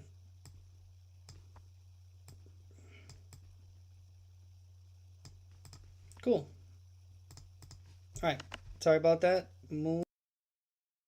There on the stairs. And then continuing inward, near the garage, lay Michael, the very same as his parents. All had been shot numerous times, with execution shots to the head as they lay on the ground. Whoever did this wanted to make sure it was done right. But there were no signs of the suspect in the house. Angela was still hiding in the closet when the police found her, and escorting her out of the house, they told her to cover her eyes. She didn't need to see this. Anthony, who had been, sleeping in the basement, he had tried to make his escape, hearing the gunshots upstairs. And as the police were outside securing this horrific crime scene in this nice neighborhood where this kind of thing doesn't happen, a young woman ran over, and she said she too was inside the house. Now, she was Michael's girlfriend, deceased Michael, and she said, she had been staying over at the house herself, and Michael had been sleeping on the couch when someone bashed their way into the home. Tell me what happened. I was asleep on the couch and I heard a crash coming from the outside, the street coming in, so the window, and then I heard a shot. said he was like, oh my God, and then I think he got shot. Like, I heard a gunshot, and then I ran. She had managed to get out before anything happened, and she was the only one able to give a description. But all she could say was just, it had just been one man, and he'd been dressed in black from head to toe. The method of entry was a broken window. By broken, I mean smashed, and the hammer used to do it lay just inside. Whoever did this wasn't trying to be, a sneaky snake. They had broken the window into the living room where Michael and his girl had been. She ran. The shooter got into a struggle with Michael, but when Michael tried to flee, he was shot. And then Jeffrey and Laurie, hearing the shots, ran downstairs, where the killer shot them too. A lot of .40 caliber shell casings were found strewn across the floor. Footsteps in the snow were found leading out via the back door, through the neighbors' backyards, and eventually to the street, where the trail ended. Nothing from the home, appeared to be missing. It seemed like it was a targeted killing. The only thing taken were lives. When asked, if you have any enemies after multiple family members have been shot to death, your first instinct, well, is it Michael Myers? Or is it friggin' Pennywise or something like that? This isn't enemies who would leave you an angry note or piss you off while parking in your driveway. This is psychotic. Anthony, he wasn't able to give the police anything about who could have possibly done this. Angela would say the only person she knew of that was pissed off with the family was her baby daddy. They'd just broken up a couple months prior, just after Christmas. And that breakup hadn't really gone so well. I just split up with the father of my son right after Christmas. Good guy? He has his issues. What kind of issues? Anger management. Anger issues? I mean, that's like saying a person who murders 3 people, shooting them to death, has anger issues. I mean, understatement, come on. Is that why you left? Yeah, on top of not ever being able to get along with my family and stuff that has gone on with my family and him. If you get on his bad side, then you will never be on his good side. She named her ex Johnny Borzov, as if someone was gonna do something, Borzov would. Borzov, what a name, straight out of the gulag, this lad. Or maybe straight in, if he had done this. I don't want to say that because it's my son's father, but if you look at history in a whole year, there has been issues with my family. Okay. I realized that I cannot be with that guy. Did you know where your veterans at? Okay. He knows where everything is in the house. Angela and Johnny had met. Well, Johnny was friends with Angela's previous boyfriend, a guy named Steve. Steve had sadly passed away in a motorcycle accident. After Steve died, Angela and Johnny got together. Now, Johnny was unemployed, but he would be out all night, claiming he was making his collections from vending machines. Which I love for how bullshitty that sounds. Angela and Johnny, they'd been together for about 2 years, but after they had a baby together, he became extremely possessive of Angela. This rubbed, as it would anyone, but especially the Kramers, the wrong way. They were all about family, and when Johnny wouldn't let Angela see them, well, trouble was brewing. It had been escalating and escalating. About a year before the Kramer family murders, Johnny Borzov had pulled a switchblade on Jeffrey because he's from the 50s, apparently, saying he was gonna kill him. He was gonna H-ing kill him. Then, a month later, at a baby shower for, his and Angela's kid, a baby shower he was not invited to, he got into a physical altercation with mother Laurie, hence custody issues. And in fact, the night of the murders, Johnny had the kid. Why the kid wasn't in the house. Interestingly though, before the police could even speak with them, he called them. He had seen the news, and he was worried. What is your emergency? Johnny Borzov. I just saw the news, and I think my girlfriend's house got shot up. Why are you concerned about it? Can I ask? Is that a home invasion or whatever? I don't know. You would like to see an officer? Yeah. He even came in himself to speak to the police. He knew he would be up against the wall first, and he was pissed off about it. I didn't do anything wrong. I don't care if you guys think I did, but I didn't. Or did he come in because he knew they would be knocking on his door? Like to preemptively avoid, to not look suspicious. Maybe. You be the judge. Till I tell you what happened. He was worried, but relieved Angela was okay. And when questioned, he had a strong-ass alibi. CCTV backed it up. He was at a casino all night, there until 4 a.m, when the shooting happened at 3 a.m. Still though, Johnny was the only one who had beef, so they took his phone, examined it. Let's see who was calling the big lad. There was one number they saw on Johnny's phone, It was from a burner phone, but a number of calls had been made to Johnny shortly after the murders, and in fact, there had even been a voicemail left. This guy had been calling Johnny saying he thought he was being followed the whole time, and he said his name was Jake. Someone was feeling a wee bit paranoid. It was then another call came in related to the Kramer family murders. A man was calling in saying his roommate, Jake Nodarcy, maybe the same guy who was in contact with Johnny, had made some weird statements about the murders and was acting super weird and paranoid. What did he say? I'm like, hello, who's this? Things I guess, it's Jake. I'm kind of freaking out right now. I feel like something's wrong. I'm driving on the highway and I feel like there's nothing but cops around me. From the sound of his voice, it sounded like he was trying. And he's like, well, this might be the last time I ever, get to talk to you and stuff. Did you ask why? No. Darcy's always been depressed. What do you think's going on? I mean, I don't want to say he is whatever part of this, but if you had a hand in whatever happened, then he wouldn't handle it. He wouldn't be able to live with himself after it. This guy also told the police that Jacob Nodarcy and Michael Kramer were good friends. They were all part of the same friend group. That was until a few months back when they had a falling out.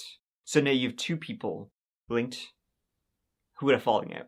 The falling out was that Jacob had lied to Michael about being friends with Johnny Borsev, who Michael obviously hated. The plot just got a little bit thicker. Now, Jacob Nodarcy would say he had been depressed since he was 10 years old, mainly due to his parents being strict Jehovah's Witnesses and not allowing him to hang out with others or basically do anything. If he did, he got the parents' daily special, the knuckle sandwich. To cope, drugs and alcohol it was. But Jacob Nodarcy's life, it was going downhill. He was friends or had been friends with Michael Kramer. They all hung out in the same friends group, but two of his friends, his really close friends, had recently died. He walked in on his girlfriend getting railed by another one of his best friends, so he was not in the best mental state at the time. And Jacob met Johnny when Jacob bought drugs from him. When they met, Johnny told Jacob, "Oh yeah, I'm part of a big drug dealing gang. Don't tell anyone though, and definitely don't tell anybody that, we're tight." Michael though did find out later, hence the falling out. But, Booty, where was Jacob Nodarcy now? No problem, Mila. Thank you so much for being here. Have a very good night. Yeah, it's 9:30 here in California. I can only imagine what time it is on your end, but have a very good night. Sleep well, sleep tight, and take it easy. I hope you have a great weekend. Thanks for stopping by.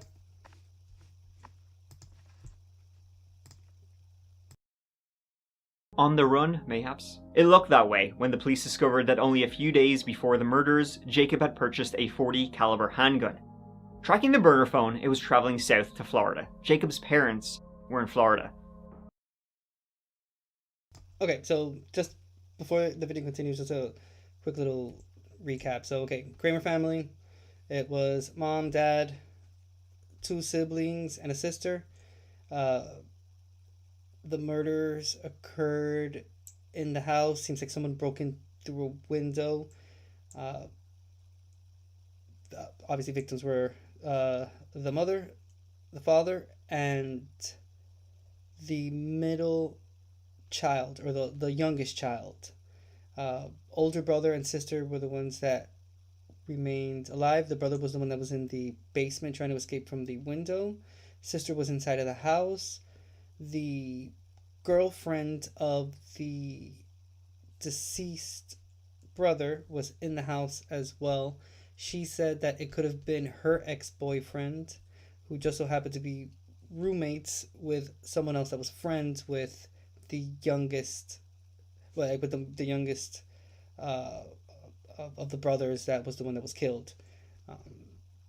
That's where we are up until this point, with a few other bits of information here and there, but in like a general sense, that's kind of the fast explanation of what happened and the point that we are right now in the case. Yeah, just wanted to bring everyone to the same page in case you're just starting the stream now, or whatever the case may be. We can all understand what's going on real time. Once the case is done and once Mike is finished with his video, then I'll just read really quickly something that has to do with the case, any updates that we can find or sorry, just one sec. Has it on? Anything that we can find, any sort of information, and I'll just like reread really quickly what the case is about, given that Mike gives a lot of information at the same time. Very entertaining, very informative, but just so that we can have a clear explanation as to what happened, as opposed to it being said like it's being said now in a story mode. So we'll continue, and that's about it. He was beating a path there, knuckles white against the steering wheel, tears streaming down his face, seeing the flashes of blue and red every time he looked in his rearview mirror. While hitting the dusty trail, hitting the bricks on his way to Florida, Jacob Nadarcy even dialed 911. He was so paranoid about being followed and that they were onto him.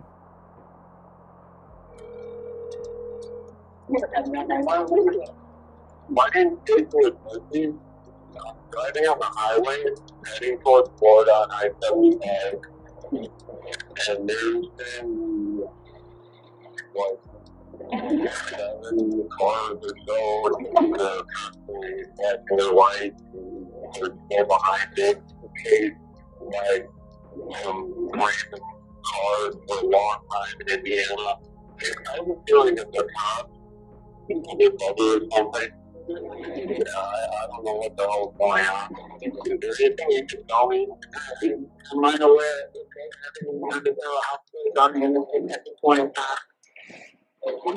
thank you.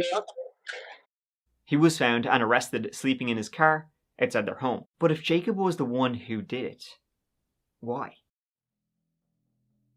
What'd you do before you left? You know why I'm asking you that, right? Is there something in there that you don't want to tell me? The problem here is that I'm scared. You're scared. Repercussions if I open my mouth. He would go after my family. Only way that you can help yourself and help your family is to tell the truth. Because then we can deal with everybody involved and we can make sure they don't harm them. Oh God. This is awful. What happened? I really doesn't sound like it. There's no turning back. It's started. My family's going to be safe. You say? You tell the truth, 100%. Yes. Johnny is telling you that you have to do this or your family's at risk, right? Yeah. Okay. When did this start? Jacob told the police he had been threatened by Johnny Borisov, that if he didn't kill the Kramers, he and his family would be killed. After all, Jacob believed Johnny was part of this big-time drugs gang that could get you anytime, anywhere. Everywhere we went, he got respected like that by gang members, and I knew that they were clearly gang members. The crew would come after me if I didn't do this. Does this Johnny tell you this? Yeah, but he also told me I could just run. But he said, you know what's going to end up happening if you do that. I seriously thought they would catch up with my family. For Johnny was, his friend. His only remaining friend that took care of him. And Johnny told young Jacob that with the upcoming custody battle between Angela and Johnny, she was going to expose this drugs gang, as ammo against them in the custody battle. So therefore, she had to go. But not just her, the whole lot of them. He's not as bad of a person as he thinks he is. He's done a lot of bad things. He's also done a lot of good things. Johnny was pretty easily, as you can see where this is going, very easily able to manipulate young Jacob. And a plan was even hatched that Jacob believed. It was like that scene, in Breaking Bad, where they organized all the murders to happen at in the exact same 10-minute window. See, Johnny had told Jacob that there's going to be a whole heap of murders, killing people who could expose their drugs gang. Jacob had to go after the Kramers. Johnny was going to go after a bigger fish. Why isn't he killed? Because he's supposed to be going after a more dangerous cousin who's in a gang. Of course, when the police checked that out, there was no other murders. At least not related to this that night. You're talking about this little hit squad going out one night. There's no police reports. We haven't found any unknown dead bodies anywhere. Because of course there weren't. There was no gang. Johnny Borisov was a small-time loser drug dealer. And he was able to manipulate Jacob, who had a lot of his own difficulties with mental health and drugs and alcohol and yada yada yada. How many bodies did we find? 3. Yep. And who shot him? Me. He's completely used me. I thought I had no other options. I really did. He was a small-time drug-dealing loser who found an even bigger loser to play and be his lackey. He simply hated the Kramer family and wanted them dead, that, and custody of his kid. Johnny laid out the entire plan for Jacob, told him exactly what to do, and he did it. Both Johnny and Jacob were arrested and charged with multiple counts of murder. Both Borisov and his friend, 23-year-old Jacob Nadarsi, are being held without bond on murder and conspiracy charges for the March 2nd slayings of Jeff and Lori Kramer and their youngest child, Michael. DuPage County prosecutors say Nadarsi admitted to actually committing the murders and accused Borisov of masterminding the attack to get revenge on the Kramer's daughter, Angela, who he was locked in a bitter custody battle with over their infant son. Angela Kramer managed to survive the attack by hiding in a closet and calling 911. Borisov's attorneys say prosecutors have accused an innocent man. In the jail, by the way, they were actually specifically placed in 2 cells that were right by each other to see if they would, yammer away to each other. And yammer they did. Or yammer specifically Johnny Borisov did. In jail, he was giving out to Jacob saying, I'm about to get out of here, the drug-stealing gang are waiting for me, and you better watch what you say because they'll get you.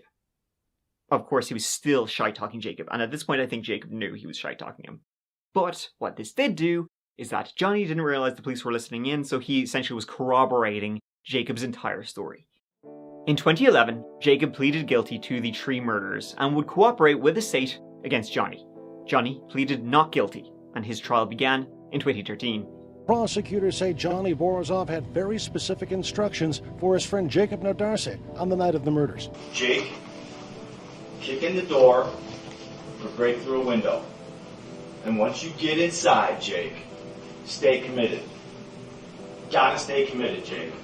Kill everybody in the house, but especially kill Angela. Johnny's defense mainly went against Jacob, saying he was mentally ill, and him as a star witness was just pure bullshit. Now he's pointed the finger at the man he says told him to do it, Johnny Borisov. I said, why me? I said, why does this have to happen to me? I said, I can't believe there's no other way. I can't believe it's come down to this. And then I said, I guess I really don't have much of a choice. He said to put 1 bullet in each of their heads to make sure that they were dead. And he said to make the shooting look as if it was done by a gangbanger. The plan, according to Mr. Borisov, was that he would be under cameras, bar or casino. And you had no idea where he was when you were in the Kramer's house killing people, did you? I only knew what the plan was supposed to be. Second, 2010, you broke into the Kramer house, and you did that to Michael Kramer, didn't you? Yes, I did. Let me show you another photograph. People's Exhibit number 121 for identification. You shot Michael Kramer in the head after he crawled into the kitchen to try to get away from your first bullets, didn't you? Yes, I did. That's the gun you used to blow away the Kramer family, is it not? Yes. You made the decision to purchase the gun, didn't you? Yes, I did. And you made the decision when you broke a hole in the Kramer home to take that gun and go inside and fire it at least 11 times, didn't you? Yes. Johnny Borisov did not put this gun in your hand, did he? No. Johnny Borisov did not load the clip for you, did he? It's becoming redundant, but no. Are you bored, Jake? No, I'm bored a lot in jail. This is kind of exciting for me. The jury would find Johnny Borisov guilty on all 3 counts, and he was sentenced to life without parole. Jacob Nadarsi was sentenced to 75 years in prison. For the terrifying minutes you spent inside the Kramer home, you must now spend hopeless years inside a prison cell. And that is the story of the Kramer family murders and how one sick, twisted individual got revenge. Revenge that against custody, against the family who seemed like a great family. They just didn't like him because he was, in fairness, a dickhead. And he got a naive idiot to do his dirty work for him. It's always amazing to find people who are this stupid. I mean, both of them. Though Johnny Borisov, still in prison as far as I can gather, his mother Christine, says he's innocent. And she's, part of all the freedom projects there. In fact, they're arguing for Johnny Borisov's release, saying he's on the way out due to severe diabetes, kidney disease, and congestive heart failure. Sorry, but I'm not convinced he has a heart. Johnny now, free Johnny now, free Johnny Borisov, free them all, free them all. Say free Johnny Borisov, free Johnny Borisov. I would say he deserves as much empathy as he showed to the Kramer family, but deserves got nothing to do with it, because he did it. By the way, that was allegedly 90 days to live back in December 2021, and by August of 2023, he's still kicking. So should lash him in there for a couple more. She's grand, not a bother on him. Thank you so much for watching. I really appreciate you taking the time to watch this whole video with Misha. It means a lot. Thank you. Yeah, listen, check out that chapter. There's a reason why this guy's my favorite content creator. Or one of my favorite content creators. I love his videos, and he just does a superb job at explaining the cases and whatnot. Check him out, that chapter. I had mentioned him to you guys before. This should be good. And then what we'll do is we will switch over to this other screen. Boom. I'll read this really quickly for you, and that will end tonight's live stream. So, just to be on the same page of the case that we just watched, again, this is the Kramer family murder. I will read this article from Oxygen.com. It says, in the early morning hours of March 2nd, 2010, Angela Kramer called 911 to report that an intruder was firing a gun in her parents' home in Darien, Illinois. She was whispering during the distress call because she was hiding inside her closet and feared that the shooter was still inside. When police arrived, they found the bodies of Jeffrey Kramer, age 50, who owned an auto repair business, his wife, Lori, age 48, an avid gardener, and their son, Michael, age 20. The victims were shot multiple times in the head, as well as the body. Angela and her younger brother, Anthony, who was in the basement during the attack, were the only members of the family to survive the incident. Investigators were able to learn more when a young woman who identified herself as Michael Kramer's girlfriend approached investigators. She said they were watching TV in the living room when the invader broke through a window and began shooting. She was able to escape out of the house, but Michael was not. She gave police a general description of the shooter as a male dressed head to toe in black. The Major Crimes Investigative Team collected evidence at the scene, including a hammer used to break the window and several .40 caliber shell casings. Because nothing was stolen, it did not appear to be a robbery gone wrong. It seemed more like a targeted murder, detectives thought. But who would want to annihilate this well-respected family execution style? Around 8 a.m., 5 hours after the slaughter, police interviewed the surviving siblings. Anthony had seen nothing, but when asked if their family had enemies, Angela spoke up. She told them that her ex-boyfriend and her 1-year-old son's father, Johnny Borisov, had a long-running feud with her parents. He was overly possessive and controlling, she claimed. Before Angela had broken up with him several months earlier, he had allegedly gotten violent at a baby shower in May 2009. She later testified about this in court. Angela ended the relationship, sparking an acrimonious custody battle. Bad blood between Borisov and the Kramers raised red flags for investigators. In a twist, before investigators went to interview Borisov, they learned that he had actually called 911 about the shooting. Borisov had seen a report on the news, he claimed, saying he was concerned that the mother of his son might be dead. He also volunteered an alibi for his whereabouts at the time of the 3 a.m. triple homicide. He was at a casino. His excuse checked out, but investigators still wondered if Borisov had a role in the crime. They were able to get a warrant to search Borisov's phone records, which showed he had a series of calls before, during, and after the slayings. The calls were from then 23-year-old Jacob Nordis. In one paranoid message, Nodars told Borisov he believed he was being followed by black SUVs. Detectives learned that Nodars had been a friend of Michael Kramer's and that the young men had had a falling out. During an interview with Nodars' grandparents, investigators discovered that Nodars, an auto mechanic, had mental difficulties, according to Jeff Muntz, former district attorney investigator of DuPage County. He was prone to depression and had suicidal tendencies, and he had problems with drugs. But was he capable of murder? They also learned that Nodars had purchased .40 caliber Glock days before the murder, said David Chiesa. He is an investigator at the DuPont County Sheriff's Office. Nodars became the prime suspect, but when detectives tried to bring him in for questioning, he was nowhere to be found. A manhunt led by U.S. Marshals ensued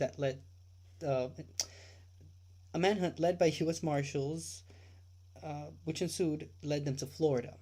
Nodars was found sleeping in a van outside his parents' home there.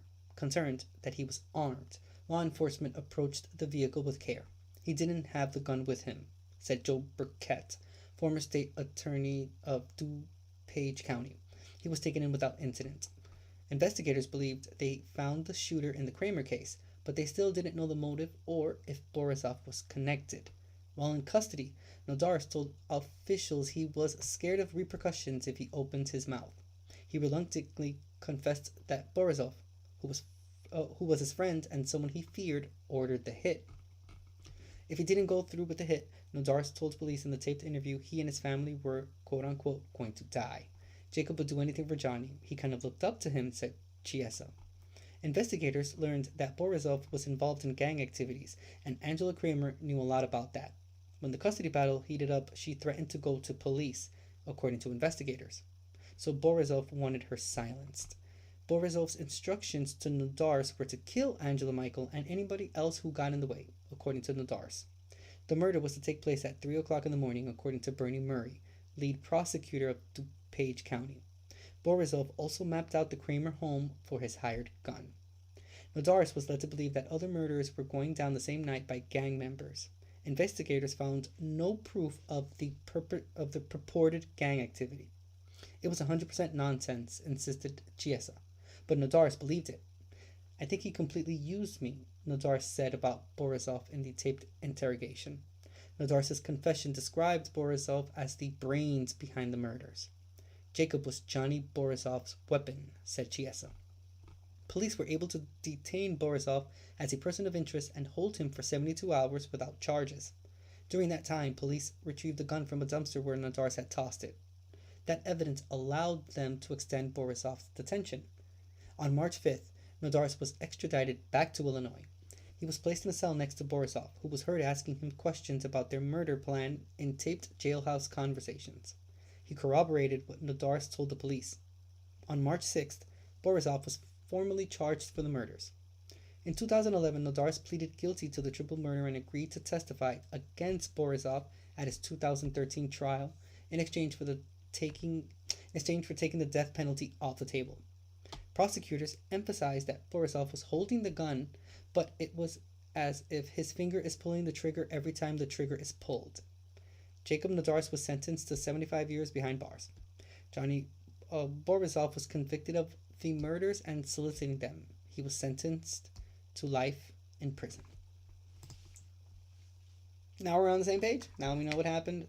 Now we were able to not only see that chapter and Mike's video explaining the case, but we also now understand from a reading perspective and a more detailed information perspective of what happened and puts us on the same page with this case. So yeah, shout out to Oxygen for writing this article.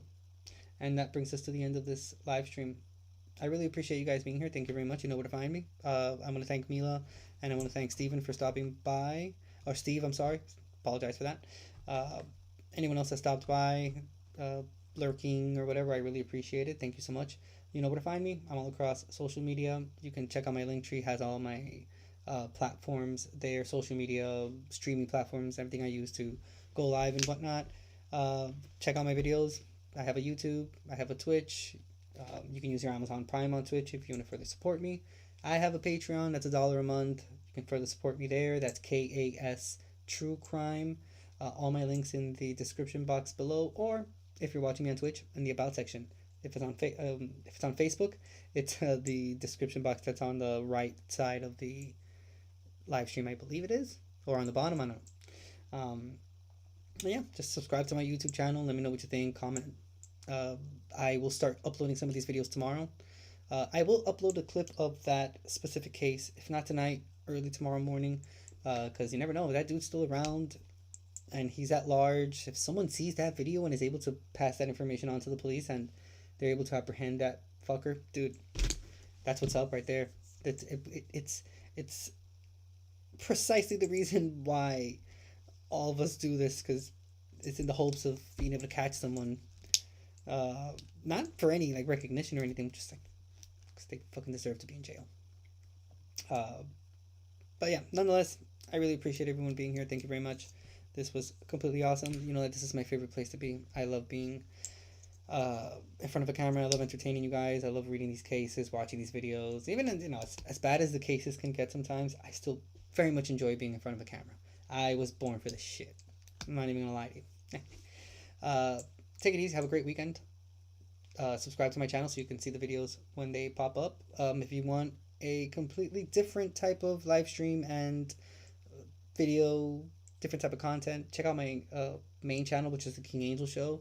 That is for that's more of a variety show, reviewing and discussing movie trailers, music videos, etc., etc. So if that's your jam, that's the place for you to go. If you like true crime, then just stay here, or just follow me on both. Hey, they're both pretty interesting. Have a very good night. Thank you so much for being here. This is the King Angel Show and KAS True Crime. I'm King Angel, a Northern California-based live streamer and content creator here on YouTube, Twitch, and Facebook. Logging out and signing off for tonight. Guys, have a very good night. Take it easy. This was wonderful. Peace.